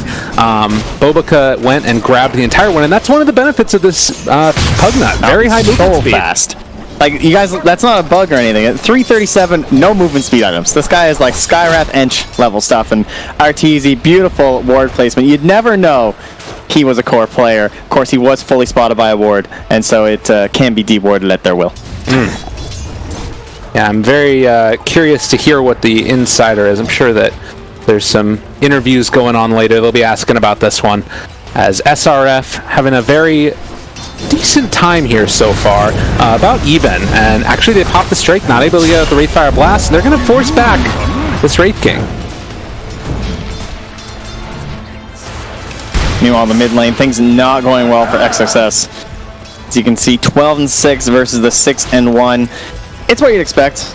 At least he's able to get a few last hits here, but very scary situation. And again, he always has to be watching that bottom lane. You know, you never know when Chris is going to show up. Before you're level 6, you are just food as a Storm Spirit. And who are his rotating supports? It's a support Pugna, and it's a Crystal Maiden. Crystal Maiden, when she TPs to help you, that's one of her spells. You know, she doesn't have a lot of mana to work with. Yeah, speaking of Crystal Maiden, Q in a little bit of trouble here as they're getting the hits. If Crit gets a bash, it might be enough, but did not come through. And in spite of the Orb of Venom, he's able to walk away from that one. Yeah, very low mana pool on Crystal Maiden, particularly with the most recent nerf that it got to Crystal Nova as well. Radiant structures are fortified. Ourselves a little bit of a fortification as well, just to mess with the CSing going on there in the mid lane, I do believe. And, well, so far, seems pretty decent. It's a lot of pressure. I just realized there are people who have Arteezy in their fantasy. They're going to be missing a lot of points. Oh, no. Wait, I played Fly. Oh, yes, I'm in there. I'm in there. Let's go. Let's do this every game. Beautiful. Man, EG just hating on the fantasy players right now. Well, we do have just about that 4-minute mark, getting closer towards the first rune spawns. Stable lanes so far also. Crit just hiding off map. Q is going to spot him, so they know that Storm Spirit can play a little bit more safe here in the mid lane, at least for the moment. But as you said, that anxiety of a Spirit Breaker being off map, and now Spirit Breaker with a GD. All right. Not bad. Oh, he's TPing top. He's going to make a play here. Oh, this is really cool. Who do you go on? I guess whoever's just closer, honestly. Yeah. Whoever presents themselves, either one's kind of fine. You just got to make sure he doesn't get stunned. That's probably the main goal. He's currently sitting in the Nether Ward, which he'll know if he takes a look, though. So that will alert them to the charge. So they're going to be pretty quick. And, you know, even just staying down here, though, XXS is being forced to hide. They just dodge the Wraithfire Blast with the Strafe, too. Nicely done. And then they move in. SRF going to go down. They do rotate with the Crystal Maiden. Has full mana pool still, but they will lose Crit. Still worth to take down that Wraith King. Yeah, Arteezy still managing to get first blood there from the support. Hey. Yeah, got to get that gold. He hasn't learned to trade off. You know, he's used to making sure the kill is secured for him. Q going to be charged just to get Spirit Breaker out here that much more quickly. Oh, aggressive. They want to contest for the bounty runes. Yeah, he's postured down bottom and stolen it too.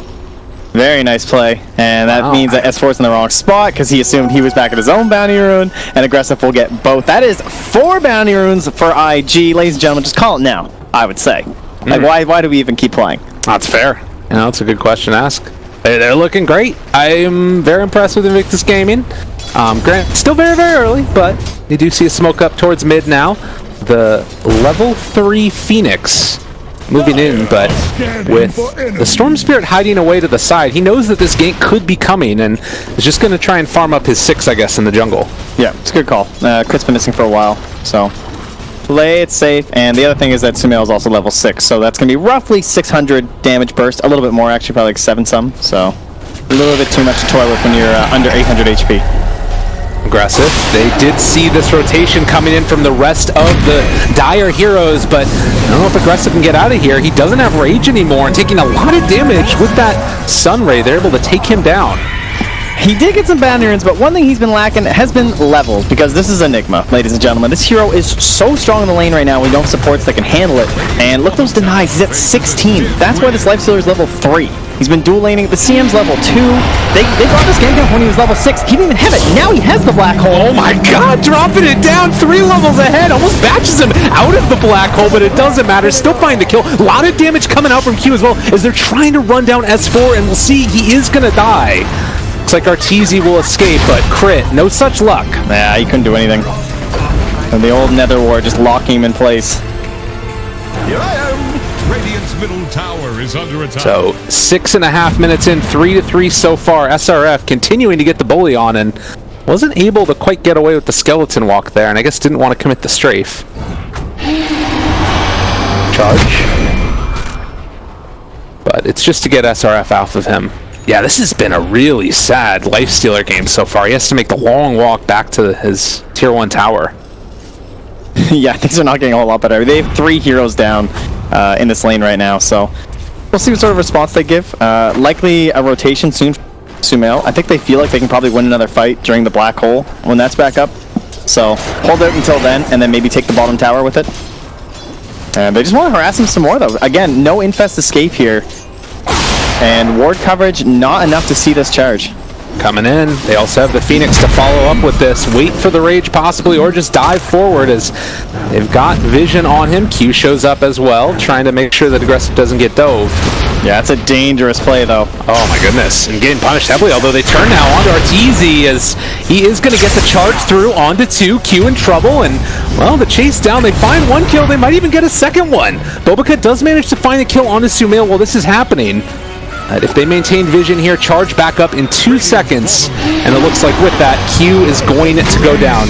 No TP for crit, which means he might end up paying as well. But he has 7 stick charges, pulling the creep wave back. The chase down here from IG Arteezy is just going to run away for the moment. He doesn't have a TP either, but he will have dive up again. And it's actually going to be a deny to the tier 3 towers. There's a little bit of shenanigans going on. Yeah, that's the right play to make for crit, I think. There's no way you can charge anywhere efficient, really. You'd have to just, like, start running home, so it's fine. Split the gold a little bit. I like the play from aggressive to go for the kill on the Phoenix instead. Just, like, kind of join that engagement. More likely to succeed. So they grab that kill, and that's going to be the earn for Bobica. So this support Pugna having some concerns. He's not the support. Turns out aggressive is the support Lifestealer. Didn't see that one coming, because he's the one who's level 5 in just a moment here after this range creep. And Bobica is 6, roaming around with Arcane Boots and Earn. One of the richer heroes. Yeah, a little bit of an odd take on it, but it works. You know, whoever you can get to be a core, and Pugna's definitely shown to be proficient as that. As they walk forward, try to possibly find initiation on the fly. While this is all getting set up here, we do also have the rest of EG sitting mid, waiting for somebody to show up, but nobody is there. As Fly, again, found the Nova, the Frostbite, a lot of damage coming in. They maintaining vision there, but he does back away. And this should be enough to force them back. Tower secured, so the question is, where do we put our efforts if we don't think we can stop top? Because they're missing the egg right now, so not worth going. Try and shove in mid and get something while it's so obvious what IG are doing. But it doesn't look like they're going to get much. Just that bottom tower and nothing since. Well, that's a charge dump for aggressive, and the black hole, is he pulled in? He is actually going to be caught there. It was very close, but aggressive is going to be found and killed off. SRF rotates in as well. They're trying to heal back up Crit now as they get the Sunray on him. SRF still walking away, but he's just TP'd into his death, and Crit just going to TP out of there. Away they go. And that's a Midas now at 10 minutes. Oh. That's after Arcane Boots for S4. That was a very strong start. Top net worth hero in the game, level 8. And, well, EG getting set up for a very nice mid-game. I guess with all the nerfs to Helm, doesn't think it's going to be as valuable. Rather have the Midas go that way, and of course you can just go for CDR anyway on Enigma, so it gives a lot of value to the Midas. However, Midas straight to the backpack. Oh my god, the lost value. Oh no! I can't even believe it. Oh, those 2 seconds Grant will be so unhappy right now. There we go. He got it in the end. S4 making it happen. So let's see. Another, looks like just sort of constant rotations with Crit and Arteezy. I'm just going to keep calling him Arteezy, even though I feel like this might be Fly. And Bobica, meanwhile, they're looking for him. Not finding him yet. Just trying to get into that Aether lens. I can tell from the XD that was typed earlier that it's actually Arteezy. Just so we're clear. Like, Okay, he's given some clear signs, so this is Arteezy. A few of these dives, you know, some of this last hitting by Fly, it's okay, guys. They wouldn't dare switch accounts. Fair enough. Yeah, Aquila, Brown Boots. It's got a wand as well. Level 7 right now. And, well, 11 and a half minutes in. It's 6-7. 1,000 gold lead. And feeling pretty good, I would say, if you're them. As far as IG is concerned, it is a little bit sketchy just because of how much this lifesteal has been hampered. What's a way back into it for them? What are they looking to do now? Yeah, it's a tough call for them. It comes from Infest ganks, right? That's always sort of the way you snowball a mid-game for a Storm Spirit draft. So they're lucky because they're not that far behind. I shouldn't say lucky, but they're being propped up by some of their other heroes, especially Bobica. The fact that he is essentially a core right now is very important. It allows them to make plays even though the Lifestealer is so far behind. So once this Lifestealer gets out of the support trench, and can get some infest ganks going, then probably with this Kaya, we'll see them hunt after Fly, because he's also very poor. Right. You know, he's a very good target right now. Yeah, that's fair. It's the type of hero that also, if you do manage to get the jump on him, you know, escape mechanisms are invis, which teams are going to have dust. That was a smoke directly on top of that ward. So possibilities that EG set up here. S4 still hanging out, and after that large creep is taken away, he's going to back out as well. Yeah, he probably would have been farming that small camp if it wasn't for that ward too. So nice save there. Good deep vision provided here from the side of Evil Geniuses. And he's going straight BKB. As you said, there's no answer to it right now for Invictus Gaming, so if they just walk down a lane and potentially set up, it's hard to deal with that. Tier 1 tower possibly going to be assaulted soon by EG. 3 heroes off of the map around this Tier 1 tower. Yeah, it's black hole time right now too, so this is when you want to make something happen for the side of EG. Yeah. Well, another round of strafe as he just barrels into this tower. So much damage coming out from that Clinks, but leaves it outside of deny range. While level 6 Crit is going to be chasing over, and it looks like he has found himself the Storm Spirit. The pushback as well. Abatos with the Blink reveal. They take him down, and meanwhile, Black Hole mid lane with the egg on top. Easy peasy for EG. Wow, they even saw that coming, and now one more. They keep finding these kills. CM is going to go down, 3 dead. And top tower is going to be pressured, while they're simultaneously going to be able to pressure mid. Yeah, IG just not really respecting the mobility from EG. They saw the movement from the Enigma very clearly with that ward down bottom. They saw him rotating it towards the mid, but just maybe not expecting that they would just straight up drop the Black Hole at Bobica. But it works out because it also helps them secure the Storm Spirit kill, because there's no assistance coming in there. And these levels on the supports, so important for that dire side. I mean, we still level 5 on Q right now. Yeah. Wow. Very, very unfortunate for the Crystal Maiden. I mean, obviously you can keep on giving the ward, you can place down, or rather the aura, and you keep on placing down wards, but you really need to find some killers. There's another smoke nearby the ward. I'm not sure if that one was scouted out, but we'll see depending upon EG's movement now. As they are going to smoke themselves, head towards their vision to the Radiant jungle.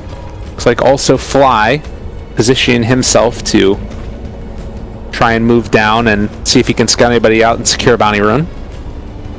My just reward. Yeah, they're just completely out of the territory that they're eyeing for, and that's too far of a jump for a support. Yeah, that's really bad. And then on top of that, mid lane, they're able to find themselves the Q kills. Sumail maybe in a little bit of trouble, though. The charge comes through. The heal, it's going to start to mount up. Sumail, he heal back up this pause. Oh, no. S4 jumps in. He does not have a black hole, but nonetheless, a very unfortunate time to have to DC. Yeah, that's a little rough. Little bit of lag there. But yeah, Sumail, that was a really bold play to hop in there like that. He has a lot of faith in his Phoenix, but got 3 levels in the Sun Ray, so hoping that's going to be enough just to save him from a dive like that. And so far it's working out, because like now they're all clumping up, trying to kill you, and the longer you stay alive, it's just more and more damage from the Sun Ray piling on top of everyone. Definitely. The turnaround's going to be there. They managed to actually cancel the ultimate. It's 1 kill onto Wraith King. With everybody here, they should be able to find it a second time. The toss-up, and SRF going to be pummeled into oblivion. That's a 1 fight off the back of an enemy smoke without Black Hole or Egg being used. Very bad news for the side of Invictus Gaming. If they had better heroes for it, they have the Medallion. It's feasible. If they want to, they could maybe roast for the side of Evil Geniuses, but there's definitely not a lot of pressure on them to do so. And in fact, they just want to keep on hunting. Yeah. And we talked about at the very beginning of this game, what is the goal for Invictus Gaming? It's get this Storm Spirit huge. And right now he's being eclipsed by 2 separate heroes, one of whom can potentially solo kill him, depending upon how his next couple of items go. So to me, I'm feeling like this is a really tough spot for Invictus Gaming to be in, and EG just having the time of their lives in this game. S4 is about to have his Black King bar. Like, whew, not good. 16 minutes in, a 5,000 net worth lead. Taking a look at experience, it's getting towards that 7,500 mark as well. So we'll kind of see if maybe Roche is going to be on the menu in the near future. Clinks does already have that medallion, but maybe just one team fight and having their big ultis. Yeah, I think if I'm EG, I'm just looking like, where do I want to spend this black hole? Got 20 seconds.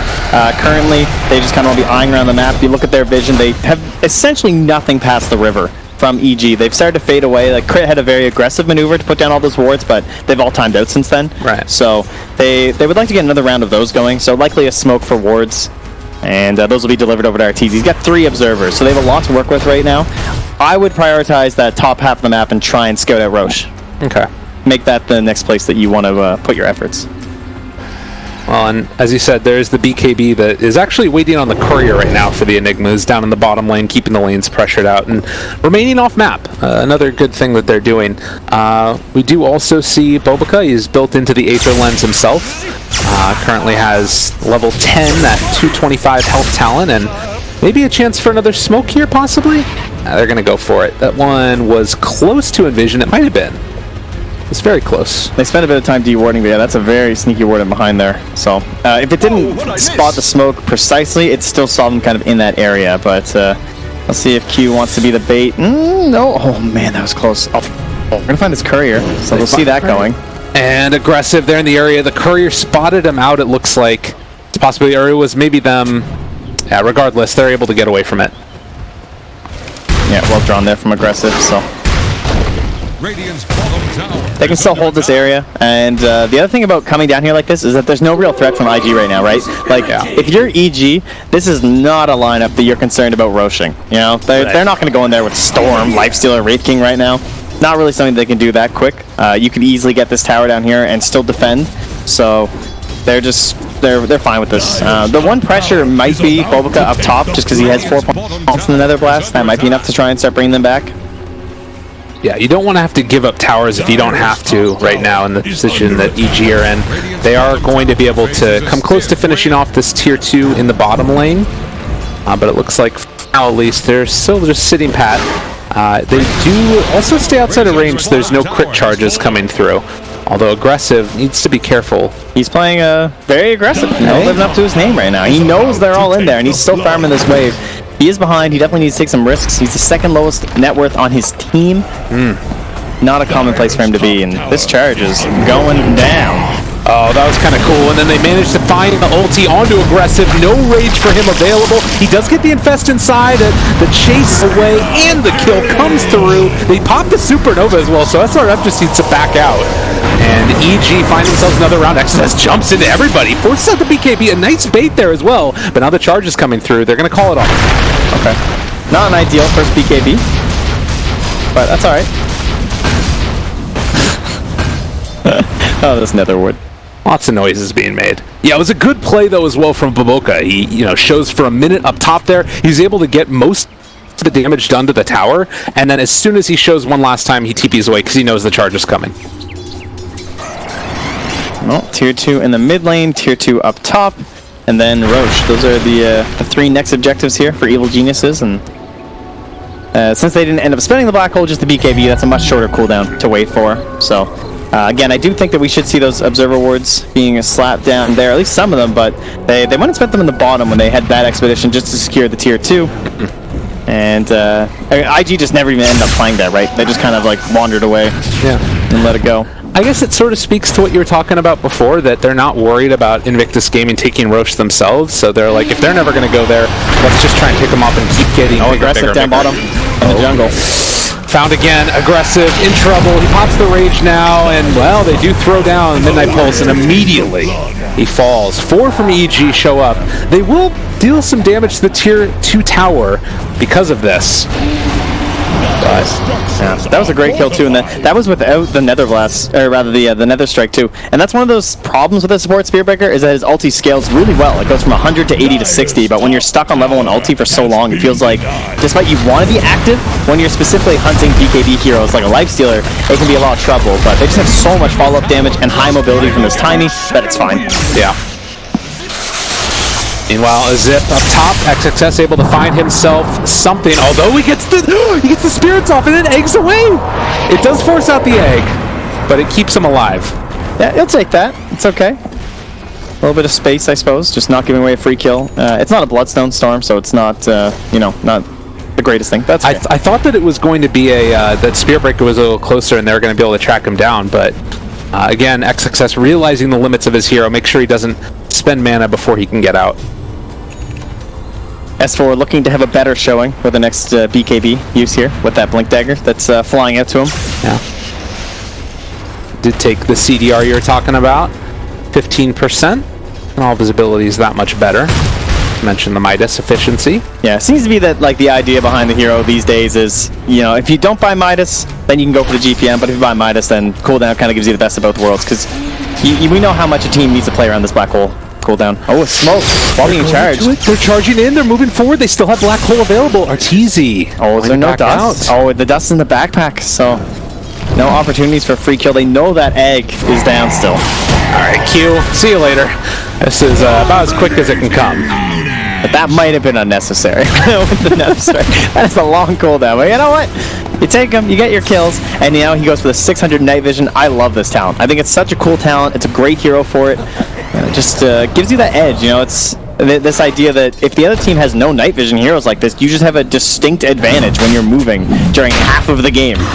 And the other thing too for him is this is a hero that needs that extra little bit of vision to find it's so targets. annoying too. Right, like you think that you're in a safe position and you're not going to be able to get charged, but he spots you. Like how many times have you guys been chasing a spear, like someone a spear breaker, you try and charge, and every time when he stops for a second to charge, they just fog you, and it's over and over. Yeah, no concerns now. Sumail picks up the Aegis. We do still have the Orchid coming online soon for the Storm Spirit. It's a way to sort of get his game a little bit underway, and he hasn't really died all that. He has only died one time so far, but it does feel like it's maybe going to be coming a bit too late right now, as EG are just firing on all cylinders. Oh, they spot Bobica, but he spots them too. He's able to do a little juke around the trees. Nice play there. And then he gives him the alt chat for fun. Excellent. Good choice. We need more hero lines. I mean, this Storm Spirit, this is silver tier. I mean, XXS, what are you doing here, man? Gotta step it up. There are some really great voice lines, gotta be said. Enigma. Midas ready to go. Level 16, has a Blink Dagger now on top of the BKB, maintaining his position as top farmer in the game.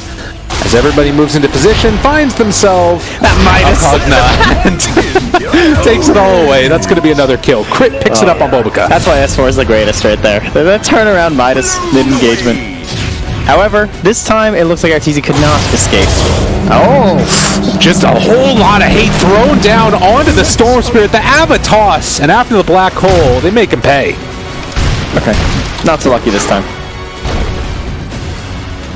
That's a 9k lead now, so we start approaching into 25 minutes. And in terms of recovery, Aggressive has really never found it. They have the Blink and the Blade Mail now on SRF here for the Wraith King, so that's another one of these incest carriers who can also play very aggressively with the Blade Mail. Maybe that's an opportunity, but he is still struggling very hard. Still just has Armlet Aquila on the Lifestealer. Yeah. Now, Blade Mail for the Wraith King, you're talking about, it's incredibly potent. We do also have... Okay. He wanted the CS. Got him.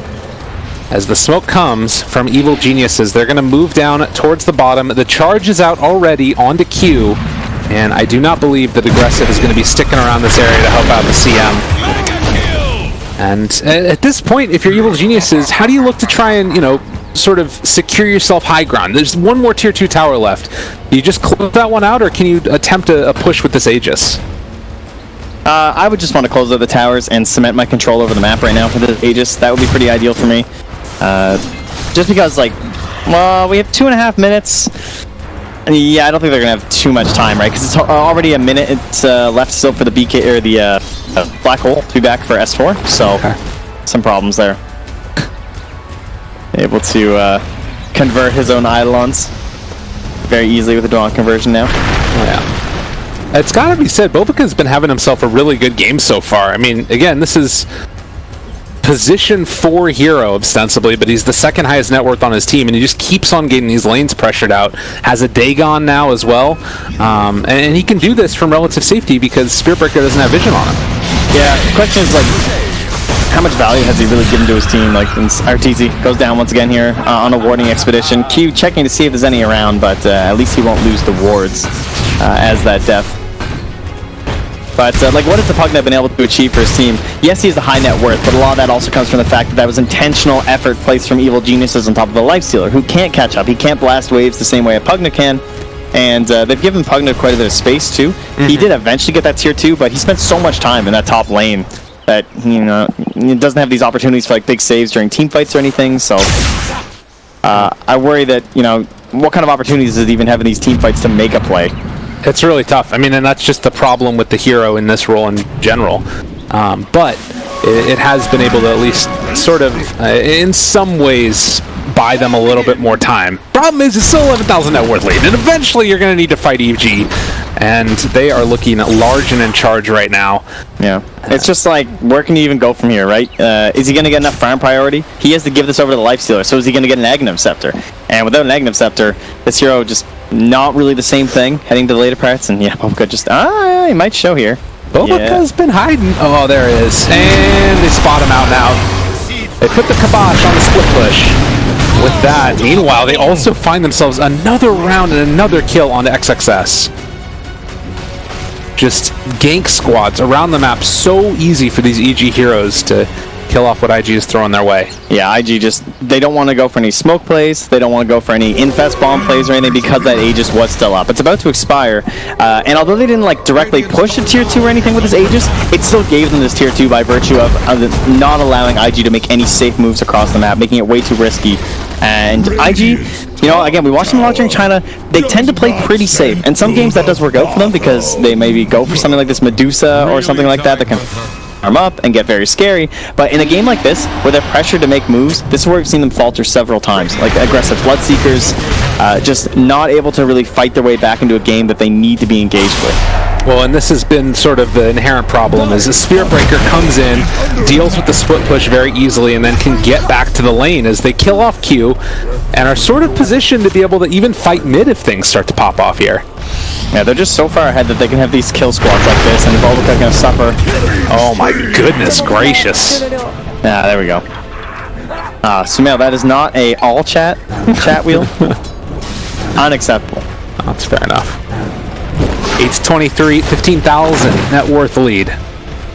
And 29 minutes in, it is looking like IG are going to need to have a reckoning. 30 seconds till the Pugna. They have buyback on the Pugna as well as Crystal Maiden. But they jump forward, toss back into RTZ. SRF, they don't kill him off yet. They're going to do it now. They do get the slow onto several of them, but with eggs still available as well as Black Hole, it feels so hard to come in and really fight into this lineup of EG. S4 needs to back away, it looks like, for a minus. Okay, they're going to go and shove this top lane back in as well, keep the double pressure going. And the vision right now, you take a look at it across the map, and EG basically see any time IG are going to leave the base. This is that moment where you start to get sieged in a way where you lose so much more value around the map. You take a look at the net worth over the past couple minutes, and there haven't even been a tremendous amount of kills. It's mainly just been the farming efficiency because EG controls the map. Yeah. Question is there really any way for IG to get back in this one? There's always a chance, of course, from a lot of mistakes coming from your opponent, but they really don't have the best high ground heroes. They don't have that big wombo combo hero you think of when you come to like these big comebacks. There's no one who can really control the fight to allow a Lifestealer and Storm Spirit to do work. Like XXS and aggressive, they have to worry about this black hole because who else is going to tank it and who's going to stop it once it starts? Yeah. And another ulti from Q in the bottom lane just to try and push these waves out. Looks like they're actually just trying to bait her a little bit here, but doesn't seem like it's going to be successful. Yeah.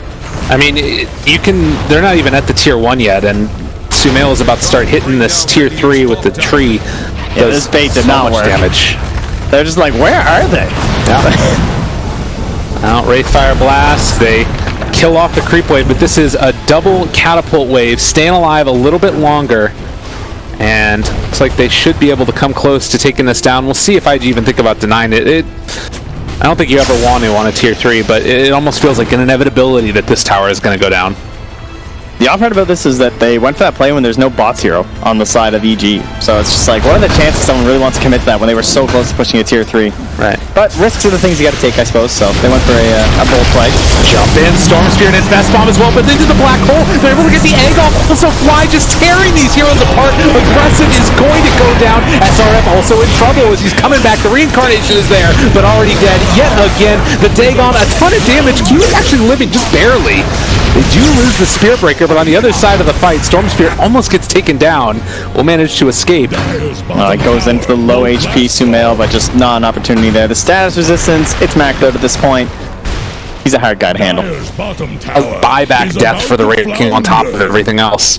21,000 net worth lead, and also access to shrines. Yep, and that's right with Roche coming back up now. So was not scouted quite yet from Evil Geniuses, as this ward who is scouting the side of EG is about to expire as it crumbles into the dust. Check out that Butterfly Tiny. Yeah, classy. Very nice item. Didn't really need the BKB in his opinion so far. He's been correct. 6-1 and 8 right now. Absolutely slaying it. And a lot of room control too, using this bottle very, very well. Oh no. Well, I guess maybe he doesn't think so. Guess he disagrees. Yeah, fair enough.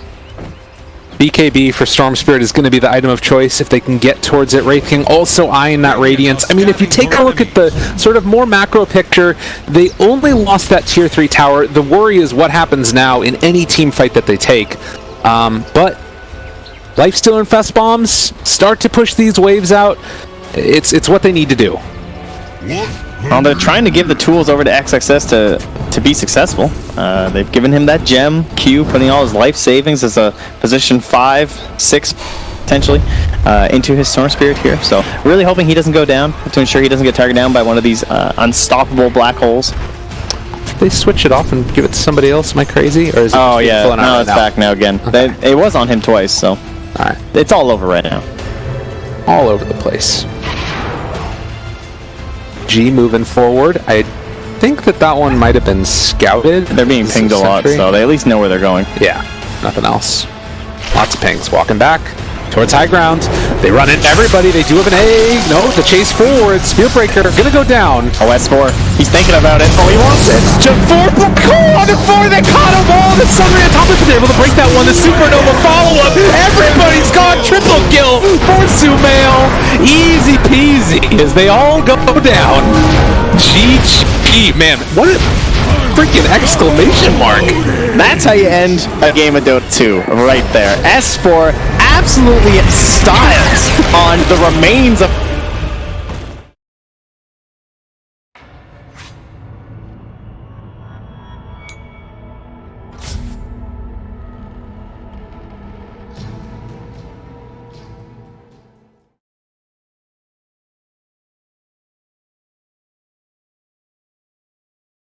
Team Liquid's turn to pick.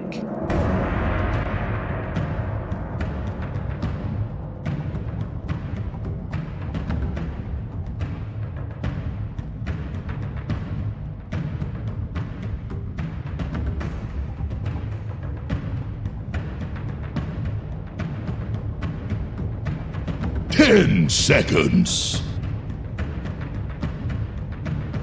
5 seconds. The safe playing, he's played in the mid lane, and I've seen him dominate on this hero, so I don't think he's going to be thrown off by like not understanding a matchup against Monkey.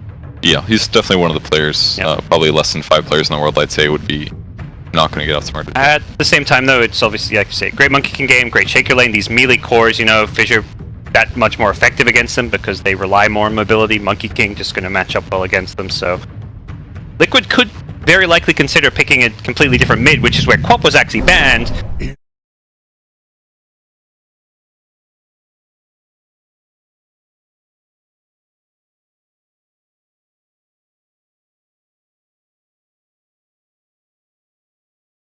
Tiny mid against the Invoker and put Ana on the Monkey King.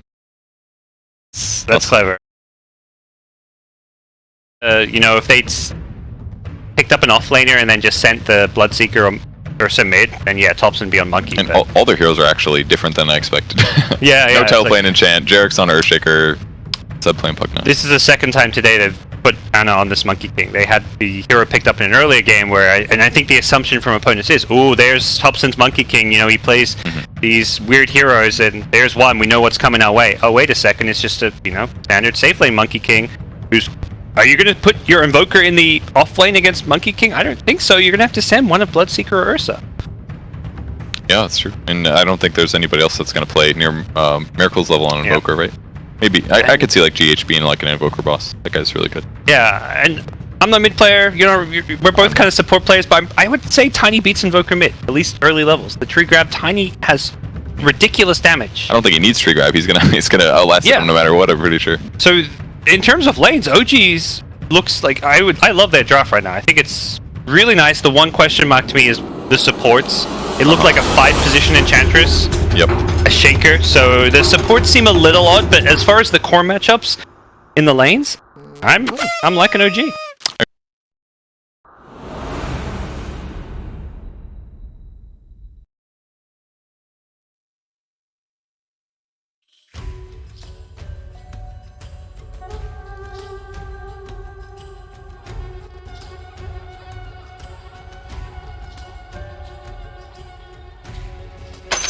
Gave up on this level 1 penitence thing. There's definitely some times where I'd watch games where they'd really delay their level 2 and be like, did I really want that 18% damage amp with my crappy right click? Very, very valuable all the time.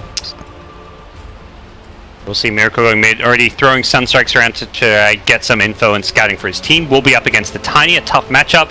It's still not like unplayable. I imagine Invoker will get some CS, could see some early Alacrity to help him out with the last hits or just Forward Spirits usage.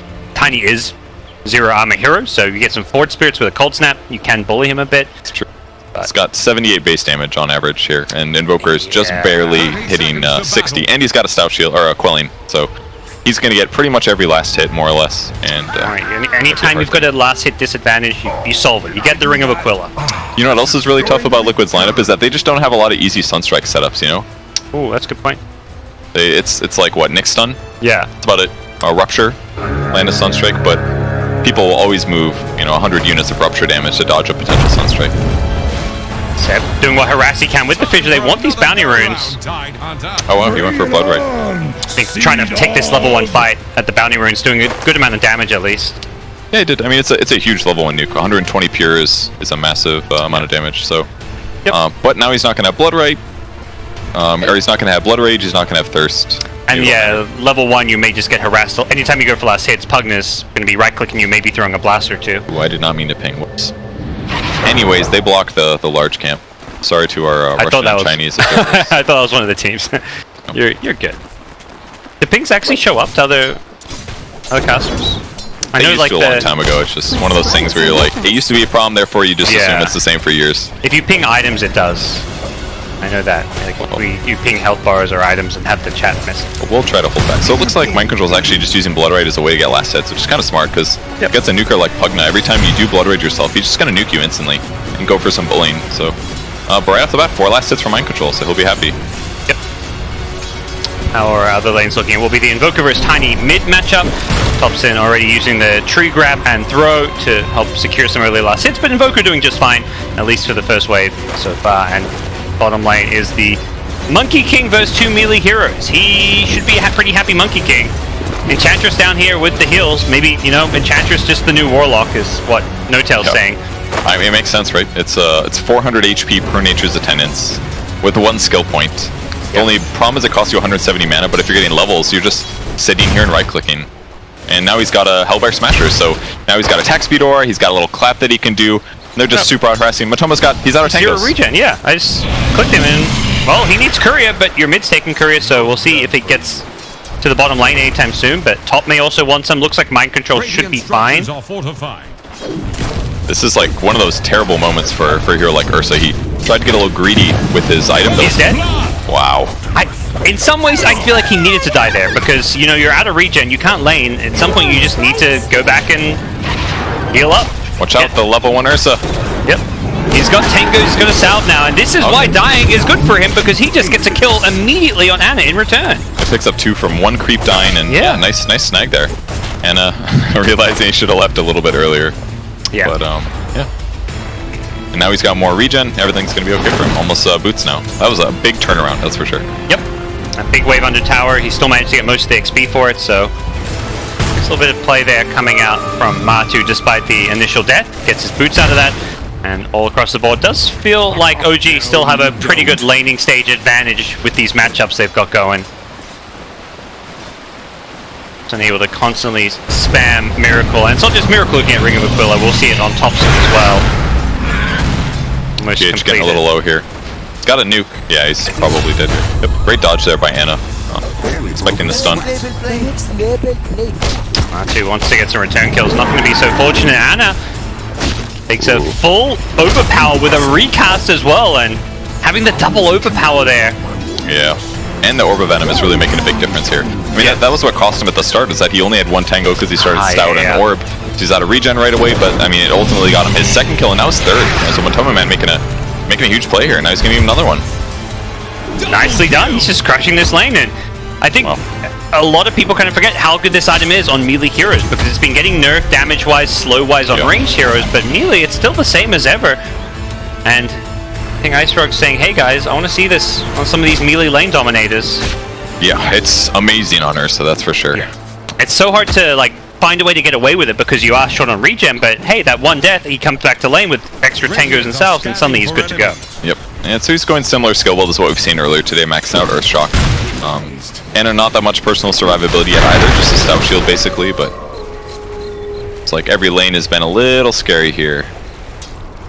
Mid lane Thompson goes for the bottle. He's got a haste rune himself, and has been pretty even with the Invoker in terms of overall CS. Slight advantage going the way of the Tiny. We'll dive here on top. Got a nuke for Seb, but he'll be... Alright, get this Sadie last hit. Seb may pay for this though. Chasing his mind control has got some decent thirst. Seb, Blood Rage up, nice decrep, stopping the right clicks from coming in. Jerix is there as well. They may be able to outplay this one, and they do. Seb and Jerix teaming up perfectly, baiting mind control and giving him a tip, rightfully so. That was really well done by Seb too. I don't know if he did it on purpose, but when he walked in the Blood Rage, I thought he was going to get silenced and everything. But I feel like that's just a great way to bait. Like walk into a danger moment like that, and it just produces you know, more confidence from your opponents. And they get both bounty runes as a result, so that's going to give them a set of 3. So really good 5-minute rune timing. That to me is like the true bait. You pretend you're weak, you're vulnerable, you bring them in, and then you turn it around. That was very good. Tiny's sitting around the mid. It's a haste here. He's got a tree grab in 3 seconds. He's going to need this for the damage output. And he's also got a fissure. Miracle sitting with Sunstrike, not the things he's going to want here. And it should be a kill. Yep, has the tree throw, and we'll find it. No-Tail just completely foregoing untouchable this game, actually. Makes sense, because he's against the Ursa. Enchant does scale well. Anna dying again in the safe lane. Yeah, this is suddenly becoming a rough lane for him. And the support leaves, and even with No-Tail there, unless he's bringing some useful creeps to the lane, it's going to be pretty tough for him. But prioritizing this mid-tier 1, the 5-minute catapult rotation, you bring in 3 mid, you get a kill, you try and take this tier 1 using this double catapult thanks to the Enchantress. See if No-Tail can get this kill here. Breaks the south with the ward. Yeah. He's gonna know there's a ward. Tiny has a tree throw. He didn't actually, I think, realize how low Kuro is. He'll find him though. Gets the blind toss as the tower gets denied, however. That's a pretty big tower denied this early on because that's a big chunk of gold. It's such an early tower though. 6 minutes with these kinds of heroes that are gonna be roaming, like Earthshaker Fissures and Enchantress popping up. I feel like this is really bad for an Invoker who normally needs to sit in the lane and get a little bit of farm and gold first. And often if you can't sit in your lane, you go to like back to your jungle to farm, but with your tower down, they can very easily access and invade that jungle. But definitely another missed kill. I got that one. No-Tail running for his life here. If I wasn't in his position, I would just be super regretting what happened. Like, they were dominating the lane and all of a sudden he makes a little mistake with the aggressive TP from Matoma Man. It's like the whole lane just completely changed. He's 1 and 4. It's crazy. It's one of those scenarios where he was better off not killing the Ursa there. Force him to bring those tangos and salves down on the courier because you're just going to win the lane while he's low health. But yeah, it's one of those things you can't really know it in the moment, and this is a situation I think he's just not used to because normally there's a much bigger priority on him having a better early game and a better start. This time around, the focus has been much more around this mid lane. Oh man, this is the problem with Ursa. Like, you just can't go back to the lane.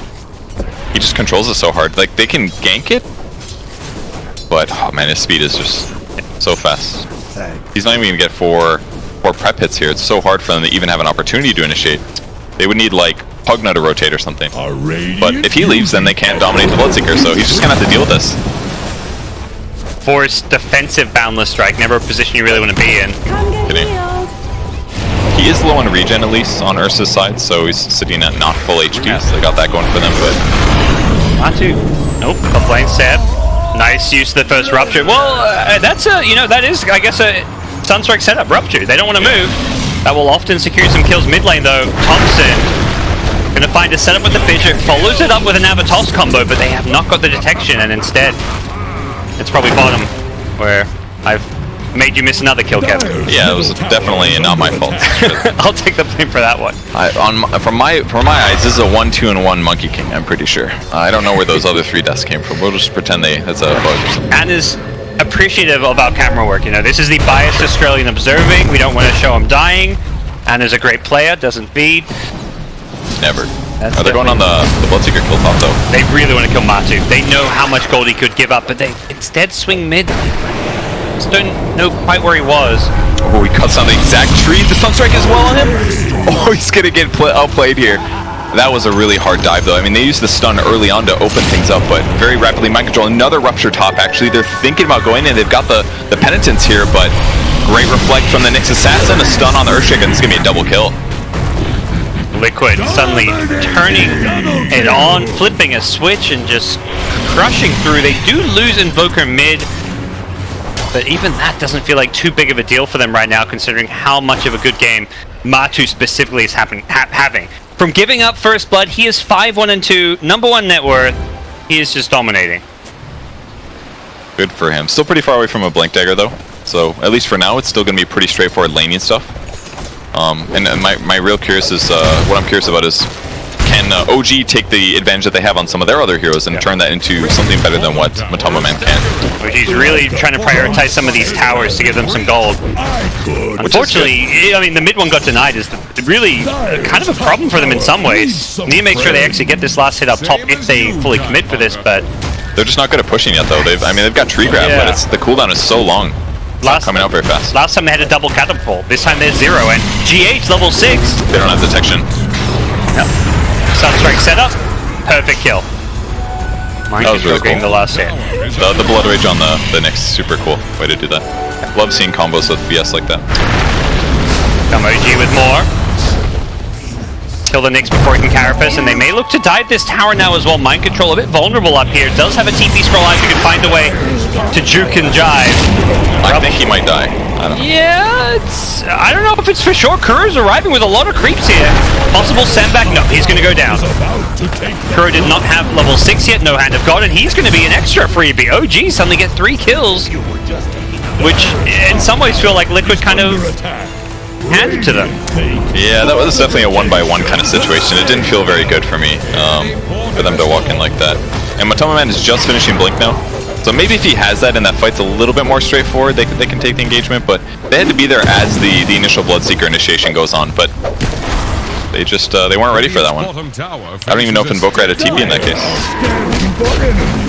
But, I mean, he's Sunstriking, but outside of that, we're not seeing that much impact from Invoker just yet. Yeah, I almost feel like he's telling his team, like, you guys, if you fight, that's on you. I want to just be farming and getting my levels and just throwing a Sunstrike. He does buy Blink. It's revealed at least for OG, so it's not all bad. Back Thompson's not even close to where Ursa's at, but he's about halfway to his Blink, so once he matches that, I imagine we're going to see a lot of Thompson kills this game, especially on the guy that's going to have to worry about getting solo killed. Yeah, he's looking pretty damn squishy right now. Edge getting down some deep wards. See what he can find on the Nyx Assassin. He's perhaps part of the recovery.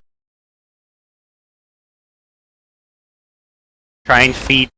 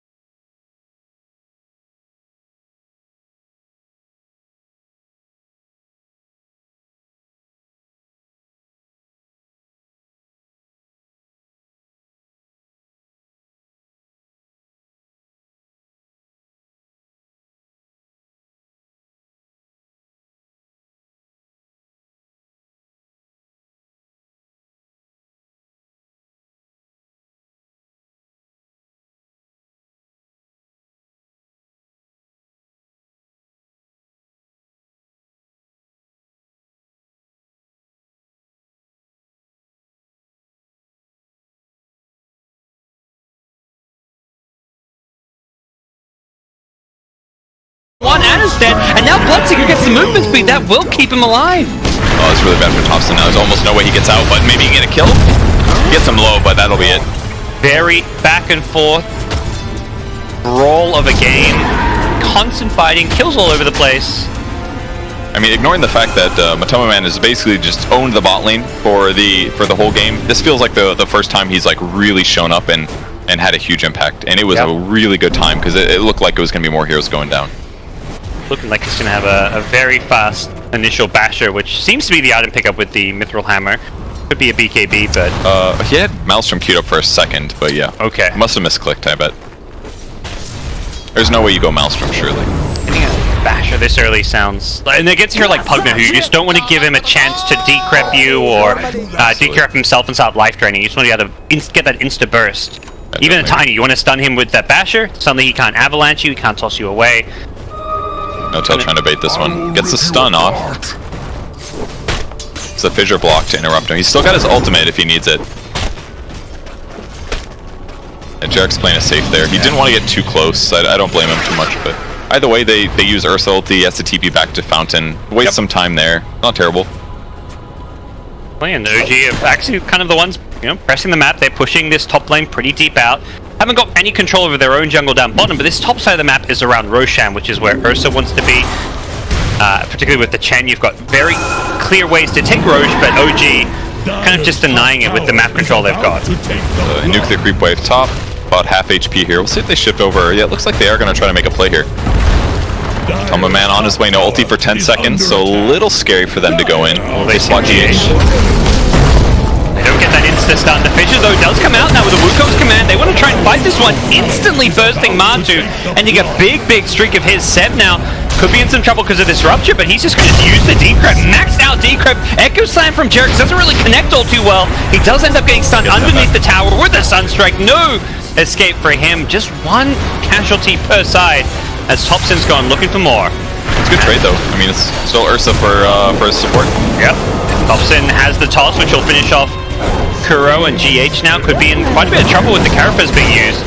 Dude, Enchant is a really good skill right now. This is actually ridiculous. Yeah. 55% slow, 6 out of 10 seconds as a support, and if he gets gone on, he just presses Natures. It's like nobody wants to touch him, but it's fine. He's just constantly slowing enemies. Although Anna in trouble. Great decrep, buys them a little time, still goes down though. Maybe this will be it for Notel here. That's where the slightly less defensive build can be costly, as Miracle gets a nice little solo kill down bottom. Okay. Must have been jungling, I'm guessing. Yeah, he does know there's a ward. It's sitting on the shrine right now. Yeah, I think he was just like pushing out bottom lane and then found the Shaker thanks to the ward, which should reveal to OG what's going on a bit there. Just like yours. Hobson has a Shadow Blade, not going for the Blink Dagger so much. Oh. I guess he's seeing his Monkey King having a rough time and like, wait a second, I actually need to, scale better. Yeah. And often when you go Blink, you see the Blink into Shadow Blade, then the Echo Saber, and you're transitioning to carry much slower. Maybe this is the right way to do it. He's going to go for a Miracle kill. This guy's pretty high HP though. Full point booster, Treads, got the Aquila. Kuro would be a much easier snag actually. That's not going to be a kill. All those heals and the one charges coming out, and it's not just Tiny paying the price, it's Notel as well, who swooped in on the Enchantress to give away an extra +1 to Liquid, who are in a great position to just take this tier 2 down bottom. I think he thought it would be a little bit easier to kill the Chen there, but he didn't do the Avatos combo. There's a creep in the way, so that's a most farmed hero on your team, just kind of throwing his life away. Trying to get a support kill, doesn't get it. I mean, at least Anna's still getting last hits top, but Monkey Kings playing from behind are not very strong. And they lost a tier 2 from this as well, so... Anna's net worth isn't completely in the trenches, but he's died 9 times in just 17 minutes. He's a death less than every 2 minutes. That's a lot. Definitely adding up. I mean, Pugna's doing well at least, I guess. 4-stat Tranquil Boots, he's queuing up a Dagon. Dagon 5, very hopeful. Could be useful.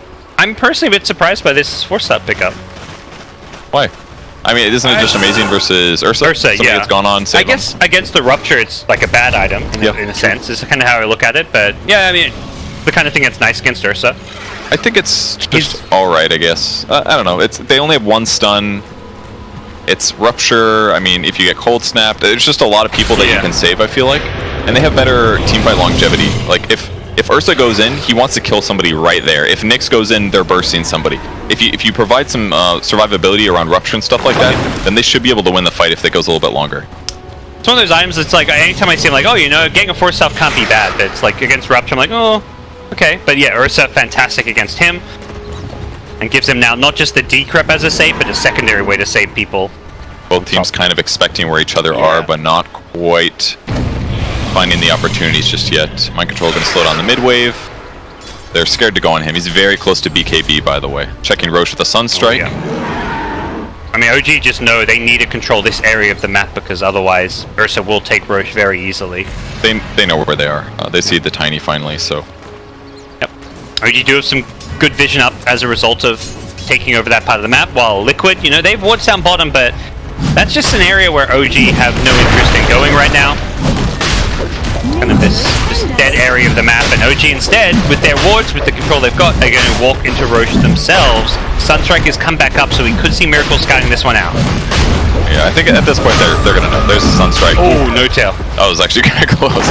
Yeah, he's scouted out now by the Thirst, and... Oh, are they giving up for this? They are. They're actually all rotating over. Here they come. Bloodseeker very rapidly. Oh boy. Bit of a misplay there as Seb gonna get himself out of the Blood Rage with the help of the Force Staff. In goes the Monkey King with the Wukong's command. Gets caught by the Carapace though, but GH will still die underneath the tower. The first casualty bottom lane. Miracle's gone high ground. Forcing a TP from Jerax, who probably wanted to stay longer in that fight, but just couldn't afford to do so. And there's sentries everywhere here. Is about to take the plunge. It's gonna be really hard to gap close with the Shadow Blade. A little mistake could be everything. Oh my gosh, Matu needs something to throw.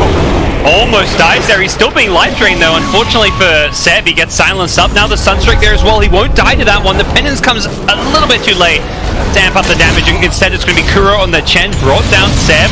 Still in a lot of trouble with the Blood Rage. Not going to catch him. Seb can decrypt himself, and a good Fissure to block off Mind Control's chase. Instead, it's Mind Control with a BKB. He may just die here, but thankfully, Ursa shows up to save the day until Jerax pops in with an Echo Slam, blows him up, and now the buybacks can go streaming on out. Both teams want to win this fight, try and secure themselves Roche. Miracle's taking out that Shaker. Matu could be next to die, as instead, it's Monkey King going in, paying for that with his life, and Tiny gets pushed into the Sunstrike. He's still ticking away. There's the life drain to save his life. The Erdn was going to finish him off, if not for that one. He wants back. He wants to get GH. Instead, he's going to find Miracle a bigger fish to fry, as Thompson will bring him down with one last swipe. That was so crucial by Seb to life drain there. That was a really good play. Absolutely saves the Tiny's life, and then they get all these kills in response. Just a really good place. Roche is still pretty high HP, and these are not fast Roche takers though, so are faster respawns on OG's side, but we should see Liquid cross the map again and try to slow this down. That team fight was a 2k gold swing, and it's an even bigger swing if OG get Roshan, but that still feels like a pretty big if right now. I think both teams realize, like, wait a second, there's some bounty runes, we gotta heal up maybe, everyone's respawning, can we actually take this Roche right now? Might be tricky. Well, Jerax does get Blink Dagger off of that team fight win, at least the kill that he got with the Echo Slam, so very good position for him, and now Mind Control's gotta be careful. If he gets initiated on, it's gonna be a chain stun until he gets killed. The nice thing for both teams, I mean, particularly right now for Liquid, is they can very easily scout Roshan with 0 risk. They just keep sending these Chen creeps in, getting this info. If it dies, they don't really care. But it allows them to know if and when they get Roche. Matu, he's getting chain stun. He had no chance to use Enrage, and this is where the first Basher can get punished. Not having a defensive item can cause you to get constantly initiated on Thompson though, getting ruptured here underneath the shrine though. Instead it's going to be Anna. Oh, he pounces into the Carapace, so he doesn't immediately get the kill on GH. He will still end up finding it, has the Jigu stacks now to get some good life steal off, and with the Fissure stun, Anna wants to boundless strike. He won't immediately do so, has the kill for the last hit. That's the boundless strike off with the help of Seb's life drain, getting him low. Now Miracle in full retreat, has an acceptor here on the back lines. It will Kuro dying to no tail. Some jungler on jungler action, and they're not done. Is they're going to get Invoker as well? 5 dead. Liquid a team wiped. Such a crazy action-packed game here. I love the way they initiated there. It's something I haven't really seen. Like, he ultis on a max range ulti, drops the Boundless Strike, then they do an Avalanche, then they do a Fissure, then they do a Toss, and that's all it takes. Chainstoning is so dangerous if you're playing against it, even if you have a BKB. And picking off a hero like Ursa like that is absolutely game-changing. It just made the rest of the fight so much more straightforward. That's one of the big strengths about some of their heroes here is not just the initiation factor, it's how far they initiate from. Heroes like Shaker and Monkey King are going to stun you from Fog, so if they have vision from Citrus Creeps or just Wards, you're going to get stunned from Fog by a fish. There's going to be a second follow-up from really far away, and then, you know, during that time, Tiny's Shadow Bladed in, have Toss combo, you're dead, and you just have no chance to react to it unless you get something like an Ag Scepter on Earth, which me may even be a necessary item as well as this BKB. Yeah, and that's not a great place to be as an Eartha, but I mean, if he gets Enraged Duration, gets a status resistance talent, it's a really good game for it if you think about it. Just lowering decrep, lowering stun durations could really be the tool that he uses to weather the storm of the fights. But that's assuming he can stay caught up in net worth. He's still ahead slightly, and he should still be the biggest carry star in the game, but never know. See where this game goes from here. It's dead even in terms of net worth between the two teams. But a lot of that farm is on an Ursa, who really a hero known for his great scaling. Finds a DD room, but does not want to mess around with Tiny Thompson. They catch a GH here. No, they don't have detection actually. GH gonna steal that one. Thompson's aware for a Kuro kill. Kuro's has a remarkable ability not to be 15 times this game. Going for a dive in the Chen, but think better of it. And that it's a very risky place to take a 5-head tower. And they put the high ground ward down, they see him. Yep. Anna gets the leap away, still being chased here, gets the Boundless Strike off, Sunstrike not gonna land, and that may actually keep Anna alive, at least for now. Mind Control still chasing, has ruptured up Thompson with Wukong's command. Anna wants at least for a little bit of support here. Shaker's trimming up as well. He's got a Blink Dagger, Blink Echo comes into play, brings down Ursa. They did lose Thompson on the Tiny though. And the OG show they want more. Kuro will die to one Impetus here. The Enchantress once again taking down her nemesis. Both teams losing too, as Anna did end up dying to Miracle in the back lines. So pretty close back and forth. I guess it was 2 cores by Liquid, so I guess it was a Liquid advantage there. Yeah, just a slight, very close. And they do that into Aegis. The Aegis is on set, but the fact they can trade evenly and slightly favorably when the opponents have Aegis is a great sign, but unfortunately for them, OG, they're not done. They've got this Aegis. They want to keep on fighting. Miracle, though, with a Deafening Blast, but Tornado Meteor combo comes up big. No-Tail almost walks into a Sunstrike. He keeps himself alive for a little bit longer. No-Tail's doing a great job this game. Like, he's absolutely targeting the right people, staying alive. He's doing damage, too. Like, you think Enchantress is support. Yeah, there's some damage output. This is a fight position. Well, doesn't really look like it when he's throwing out all these Impetuses in team fights. They've got a Arcane Rune picked up on Pugna as well. Maybe they can grab an initiation, but this ward was actually so impactful. Yeah, maybe one of those things where Anna probably should have left a little earlier, realizing like, oh, you know what, my opponents are eventually going to know I'm up here. Maybe they'll cut down the right tree. Maybe just a bit dangerous. He ran into D ward and he may pay for this with his life. Sunstrike won't land and No-Tail's actually healed up. Whose life is being paid for? It's Miracle who tried to swoop on in after the D ward to make something happen, but I mean, how do you kill this guy as an Invoker? Your attack speed is good, but not incredible. Not compared to 4 points of Untouchable. And once he turns a heal on, the only way he's dying is like Cold Snap Meteor or something like that. Here's the solo kills I was expecting to see a lot more of, but Kuro finally getting punished. Suddenly it's 2 dead, so a couple towers, or at least the one down here, should be in some trouble. Blood Ride will get dodged, and all Liquid can really do is threaten to kind of split push elsewhere on the map. And even that he doesn't feel comfortable doing. Like, the creeps are hitting the tower, but he doesn't want to be the one hitting it.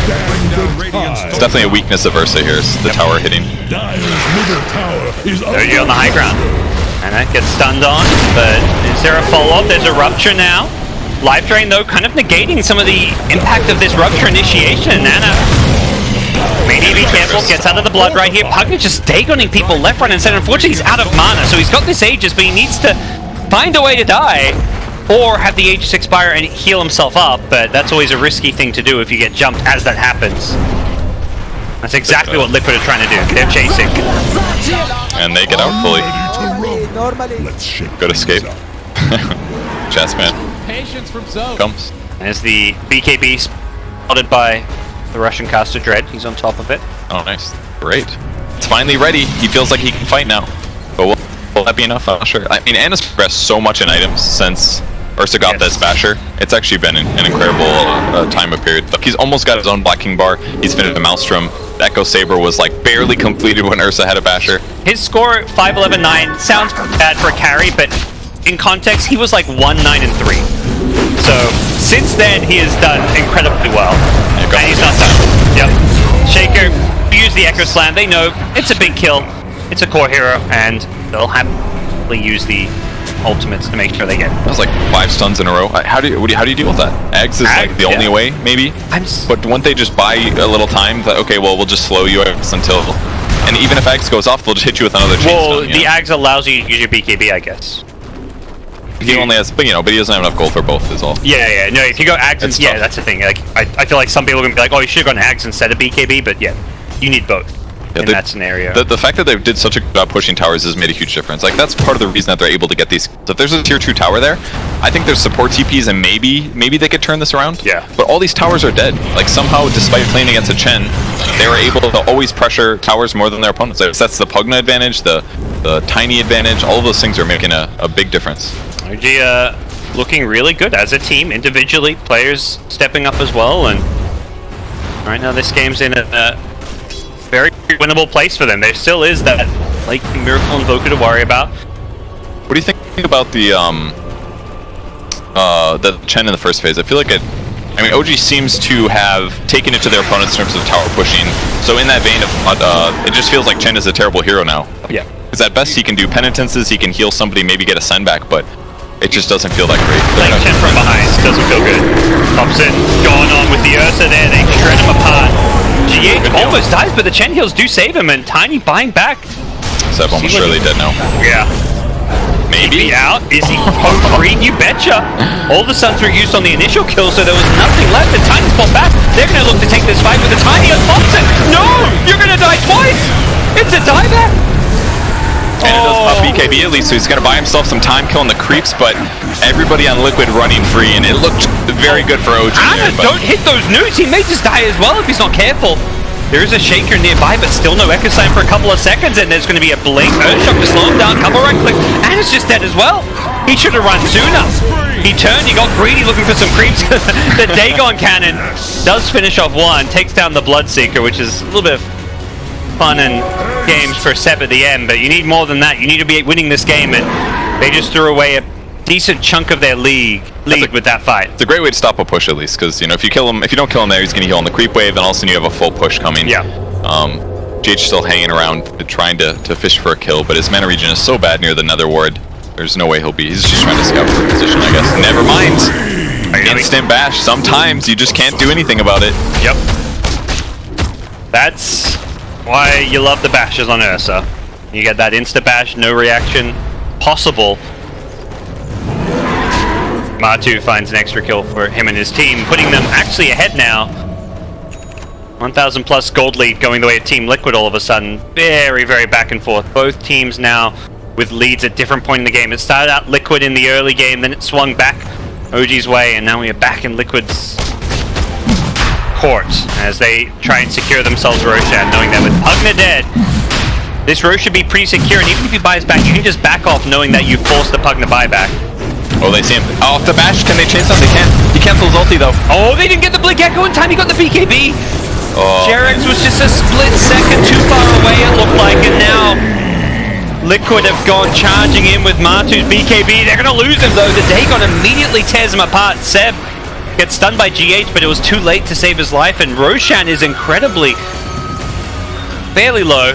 Down to about half health there, something that OG could look to capitalize on.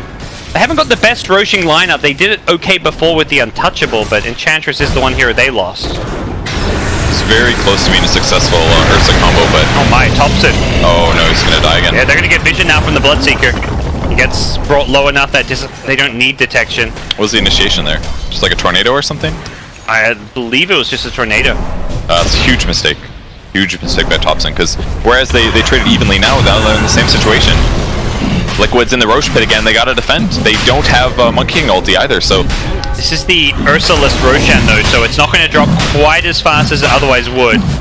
Dagon was used though, so a lot of burst damage has gone missing. Jerix can't blink now thanks to the Spirit Vessel being used. Anna's trying to go in, he has forced the BKB from Mind Control, who gets brought down to the Roshan pit. There's the Cataclysm, bringing everyone on OG to kind of split apart and try and keep themselves alive. Anna holding his ground against Miracle, gonna try and go for a right-click battle here. He's gonna lose it though. Miracle with the Cold Snap wins that duel.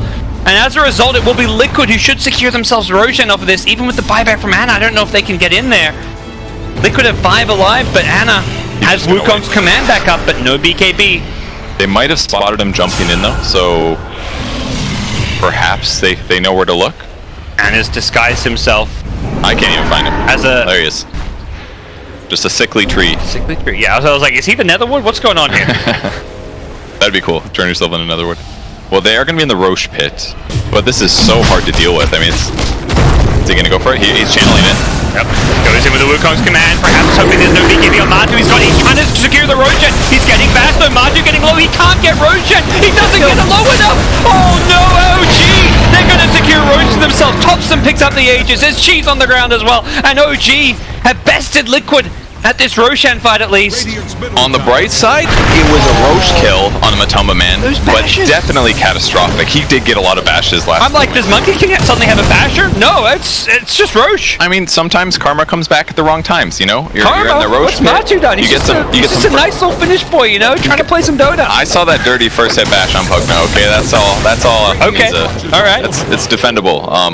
But Monkey King has felt very strong, I must say. It's 5-13 and 14. Looks awful, but his game presence has been so big. He's like the guy that's there every time that they're setting up a crucial kill. Dropping his ulti, dropping his stun, and getting follow-up with allies. Yeah, it's not like the Monkey King carry performance you hope to see, but he's enabled like heroes like Shaker, Enchantress, Pugna to dish out damage and fight. This Dagon for Pugna is just destroying it in terms of his damage output, and all these BKBs are getting fairly short at this point. At least on the Ursa and Bloodseeker, who got them early on. Not Kuro's BKB. No, not his BKB. Don't have to worry about his. It'll be fresh. Yeah. Miracle's still seeing on 9 seconds, but I haven't really. He's got really good KDA here, but it kind of feels like he hasn't been able to be as impactful either. But it's hard. Like his hero is very squishy. Like there's not a lot of heroes on Liquid side that want to be the ones that get initiated on. You know.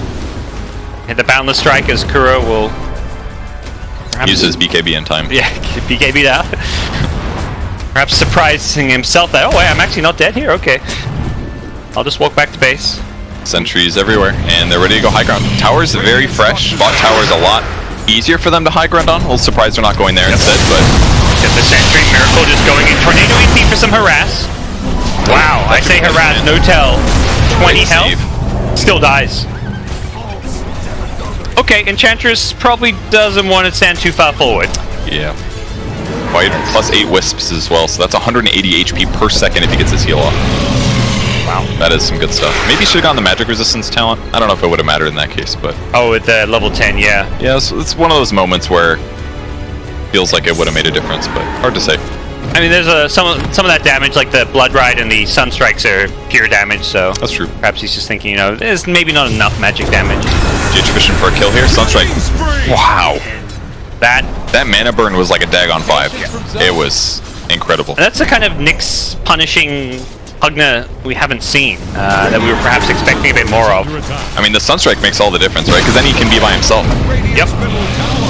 And Seb, he hasn't really been caught out by himself all game long until that moment, but that's a crucial time to get caught out, because Liquid instantly going for a couple towers. Jerix in some trouble, doesn't have the blink, he's going to go for an Echo Slam, wants to bring down the Invoker, who does not BKB, and as a result, Miracle is dead, and Matu forced to try and save the day, going on Anna, who's got a cheese! And he's going to fight in the Wukong's command, he slides to the Cataclysm on the buyback, it's going to only hit Thompson, doesn't bring down Anna. Thompson, he's got Aegis though, he doesn't care, he's willing to pay for this one with his life, he's going to come back and try and bring this fight back from the dead, as they go charging forward, looking for GH, who's got a Blink Dagger, and will escape out of there, but Miracle's buyback. That was like the most impactful cheese I've seen in a very, very long time. It was so huge. Like, they even blood raged the Ursa because he was like, all right, you're gonna get this kill, you're gonna full heal or get a bunch of heal out of this Monkey King kill, but the cheese comes through and just bought him so much more survivability.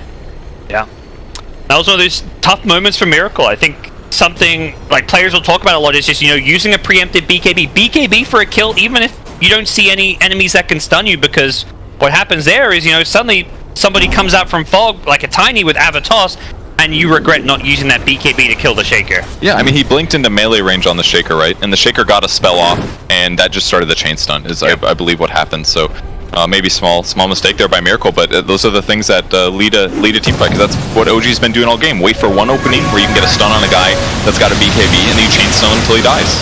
They've been very good about their spell usage on the OG side, and with themselves has to be feeling the pressure here a bit. It's game one of what. And that could get killed here, though. See if the Sunlight? Sunstrike. No, Sunstrike. On cooldown. Cooldown, yeah. Because of the Cataclysm, I guess. Yeah, you're probably right. We'll get healed up here, thanks to No-Tail. And a salve unnecessary. Yeah, it's overkill. Inefficient. Waste of gold. They deserve to lose for that one. It's still such a close game. 1k gold advantage now for OG. Yeah. Liquid's doing everything they can to push out lanes, but they don't feel very safe doing so they can't do it long. One of those graphs that's going up and down a lot, but it's not just the fact it's going up and down, it's staying in these very like narrow parameters. No team's ever had more than like a 4,000 gold lead. Neither team, it's not like one team's been like throwing away a big lead or anything, it's just no one's ever really been ahead. Well, Miracle's leading now, at least, working towards his side of the vice, about 800 gold away. Yes. That'll be nice, at least. Doesn't have to worry about pre-BKBing sometimes. And that's one of those items, particularly when you have a Blink Dagger, that can just kind of break the game open, because there isn't really a counter to Hex anymore. There is. Grow. Okay. Status resistance. True. Yeah, that's... yeah. Now that you can't purge it off, you need to just reduce it with status resistance. Theoretically, there's things like Force Staff you can use to help them out, or a Decrep, but... the hero who is Hex themselves just has nothing. They could just wiggle around like a little piggy. Popson's getting to that point there where he's actually so survivable. 3,000 HP, 50% status resistance. He's got a BKB. He's going to make an AC next. He's just got tons of armor. Feels like he's really hard to kill. Here comes Liquid. Mind Control runs right into No-Tail. There is an A on this. That's going to buy Mind Control some time and reduce the damage he's taking. Thompson going to try and fight into the Carapace. He goes with the BKB, though. Should be able to bring down GH as the damage for Blink Echo catches Mind Control. He gets brought down fairly low, but he's also fairly quick right now. Miracle staying invis for now, waiting for his moment, waiting for these BKBs to wear off, and Thompson's has one off. He's in trouble. He's been hexed up. Miracle knows this is his time to go in. He doesn't have buyback. He's gone all out with the hex and helped Liquid come out on top of this fight. As they also find Jerax in the trees. All dead now. I think the biggest difference in that fight was that they did initiate and catch some heroes, but No-Tail died instantly, and I don't think they had Ana there ready to set up at the same time. So it's like normally they just have the Monkey King Wukong's command, and that just makes the whole fight easier because then you have all this damage output, and the supports have somewhere they can rally around. But that game was just a chase trying to pick off heroes, and they just kept cycling their BKBs like one by one. So all this like chain AoE that they normally can combo, they just never got it effectively off. Well, and positioning-wise, in theory, that should have been good for OG. They were on the high ground where the bounty rune is and had a hero running at him, but importantly, Mind Control had an A on this. So the way you mentioned the chain stun, that's how they keep winning fights, killing heroes. Not going to work against this A on this. A on this pops, Mind Control immediately BKBs. You're like initial. You're meant to have a 5v4 fight from the start because you have that positioning advantage, but that's not the case. Now Rax will be claimed by Liquid. This team is so good in these clutch late game scenarios, even playing from a slight deficit, if you can even call it that this game. Ana's hit level 25 now though. He used the tome to get there and does go to the command ring. No big surprise there. It's been having some trouble keeping people in the smaller circle, but now the larger circle means lots of damage, and with the Echo Saber, it's going to be applying slow and mobility. And once he finishes Scotty, it's even more. Like, if he can keep the enemies, even with BKB and his Wukong's command, they should win these fights for sure with Scotty slows and Echoes. We did see the Ursa inside the ring can fight into the Monkey King, though, which is where there was this, if any game, it's like, oh, do you consider the plus 100 armor? Against an Ursa, maybe, but... Yeah. But if you get your ultimate off, like, I just don't think you really need it. In a lot of cases, that one fight with the cheese was a good example of where he definitely needed it. But I think it's just better to have the command ring when you have all this disable against all the BKBs. So many fast heroes. There's going to be so much movement in Blink Daggers. He just gets a giant command ring and they start the fight. They should be able to easily kite and kill their opponents. It's kind of like you're always weighing up the odds. The odds of that specific scenario happening again is lower than needing a bigger command ring, which now that area of the fight that you control is suddenly that much bigger. Really good positioning here for OG to control the high ground. Let's see if they go on top. So he's gonna have BKB. Yeah, he's baiting though. He wants them to go on him. He's got that Sass resistance, gets the BKB off Matu. Force the block hits, but they're already losing Nyx Assassin to the top side of the fight. And with Matu and BKB ending, he's gonna turn and bring down Tiny. It looked bad for him, but he healed himself back up. The Blood Rage helping him out, and Matu gets being sent back home. Jerex goes toteming in with the Axe Scepter, but he actually is in trouble. The Cold Snap causing him problems here. Totems away once again, has an Echo Slam, doesn't want to use it. Will do so right before he dies, but doesn't really achieve much with it. And it hits the Boundless Strike, and that may get mind control.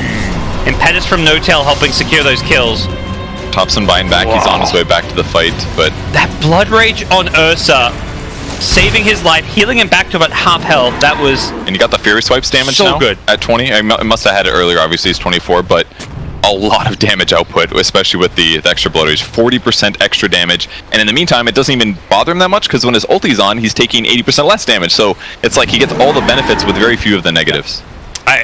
I love that you can see players quick fight because you see these immediate responses. Tiny, hold that thought. No-Tail, gonna find himself a bit of a standoff in the top room, but Tiny immediately after that fight changes his quick buy from AC to Halberd. He's like, Ursa is destroying me. Let's get the item that directly counters him. And if they initiate at all, then they can use the Halberd, and it's going to be it won't be dispellable by BKB. Yeah, could give them a good 3.5 seconds or something. Yeah, and he's normally surviving the initial burst. It's that like second round of overpower that brought him down there. So even if he BKBs before it, chances are you're going to survive his BKB and get to use it post BKB. OG though. In the Roach Pit they go. There's still 2 dead on the Dire side, and this is a Refresher Shard, which could be very useful for Anna's Monkey King, I imagine. Double Wukong's command. Sounds pretty damn nice to me. They'll get the Sunstrike on a chant, and they're gonna head over. GH in position here. As a gem though, may not want to lose this one. EMP just to delay things here. Matu goes in with the BKB. Here's the Wukong's command. And it is trying to secure this one. Who's going to pick it up? The battle for the Aegis is on. And it's Matu snatching the Aegis. That means he's going to respawn. He's going to die at least once. He's still inside this Wukong's command. And unfortunately for him, there's a Refresher Shard. There's a second Wukong's command. And against the Boundless Strike as he respawns. Matu is in all sorts of trouble. He's just trying to fight his way out. But he can't do so. And Liquid are melting one by one. Jerex finds Miracle with the Echo Slam. And buybacks will have to come out if Liquid want to keep themselves in this game. That was such a big pickup to have a second Wukong's there. And Ursa was able to get the Aegis, but I mean, he's got to get a kill as well. And that was only snatching. They didn't get the gold.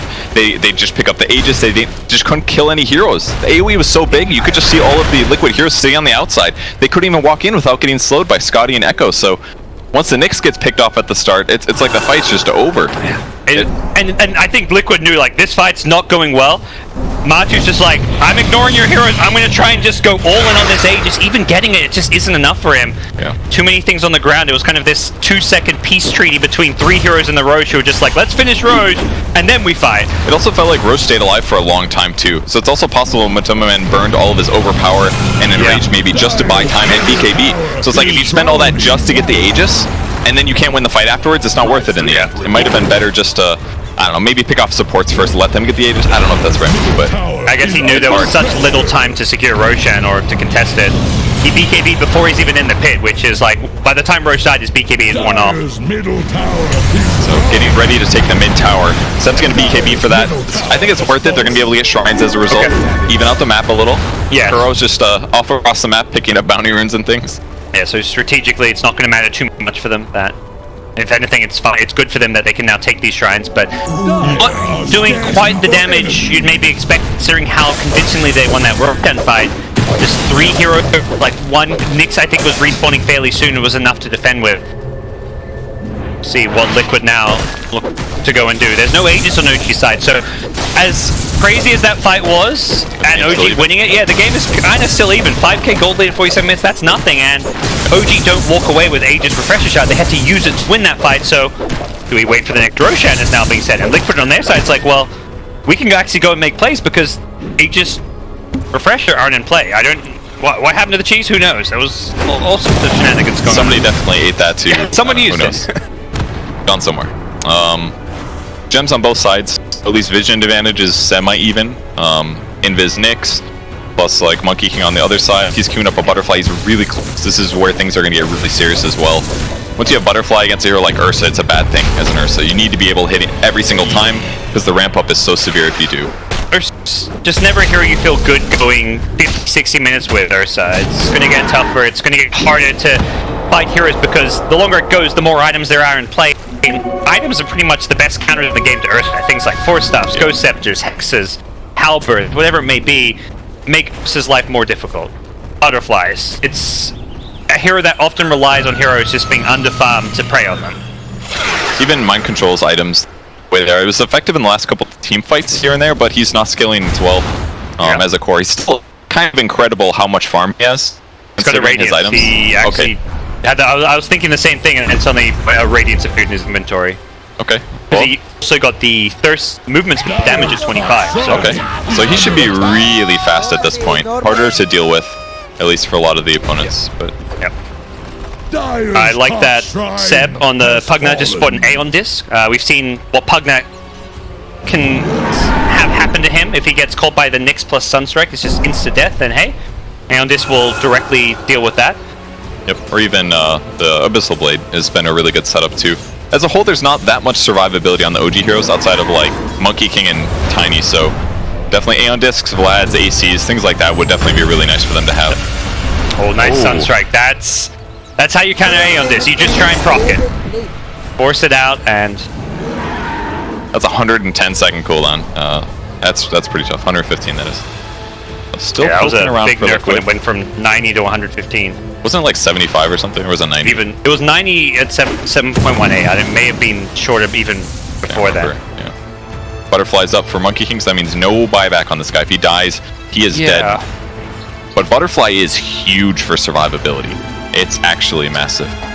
They see Miracle. They saw Anna bouncing around. Are they going to go for this kill? He's going to get Hex up immediately. He hasn't got buyback. Oh no! Anna! He's down and out. Out for 2 minutes. Jerk's been ruptured. He's done for as well. He can't bounce around with the totem when he's ruptured. He does have buyback. He's going to have to immediately use it. I think if you're OG here, you're like, let's hope they back off because we bought back Shaker, because Liquid probably don't realize this Monkey King has no buyback. They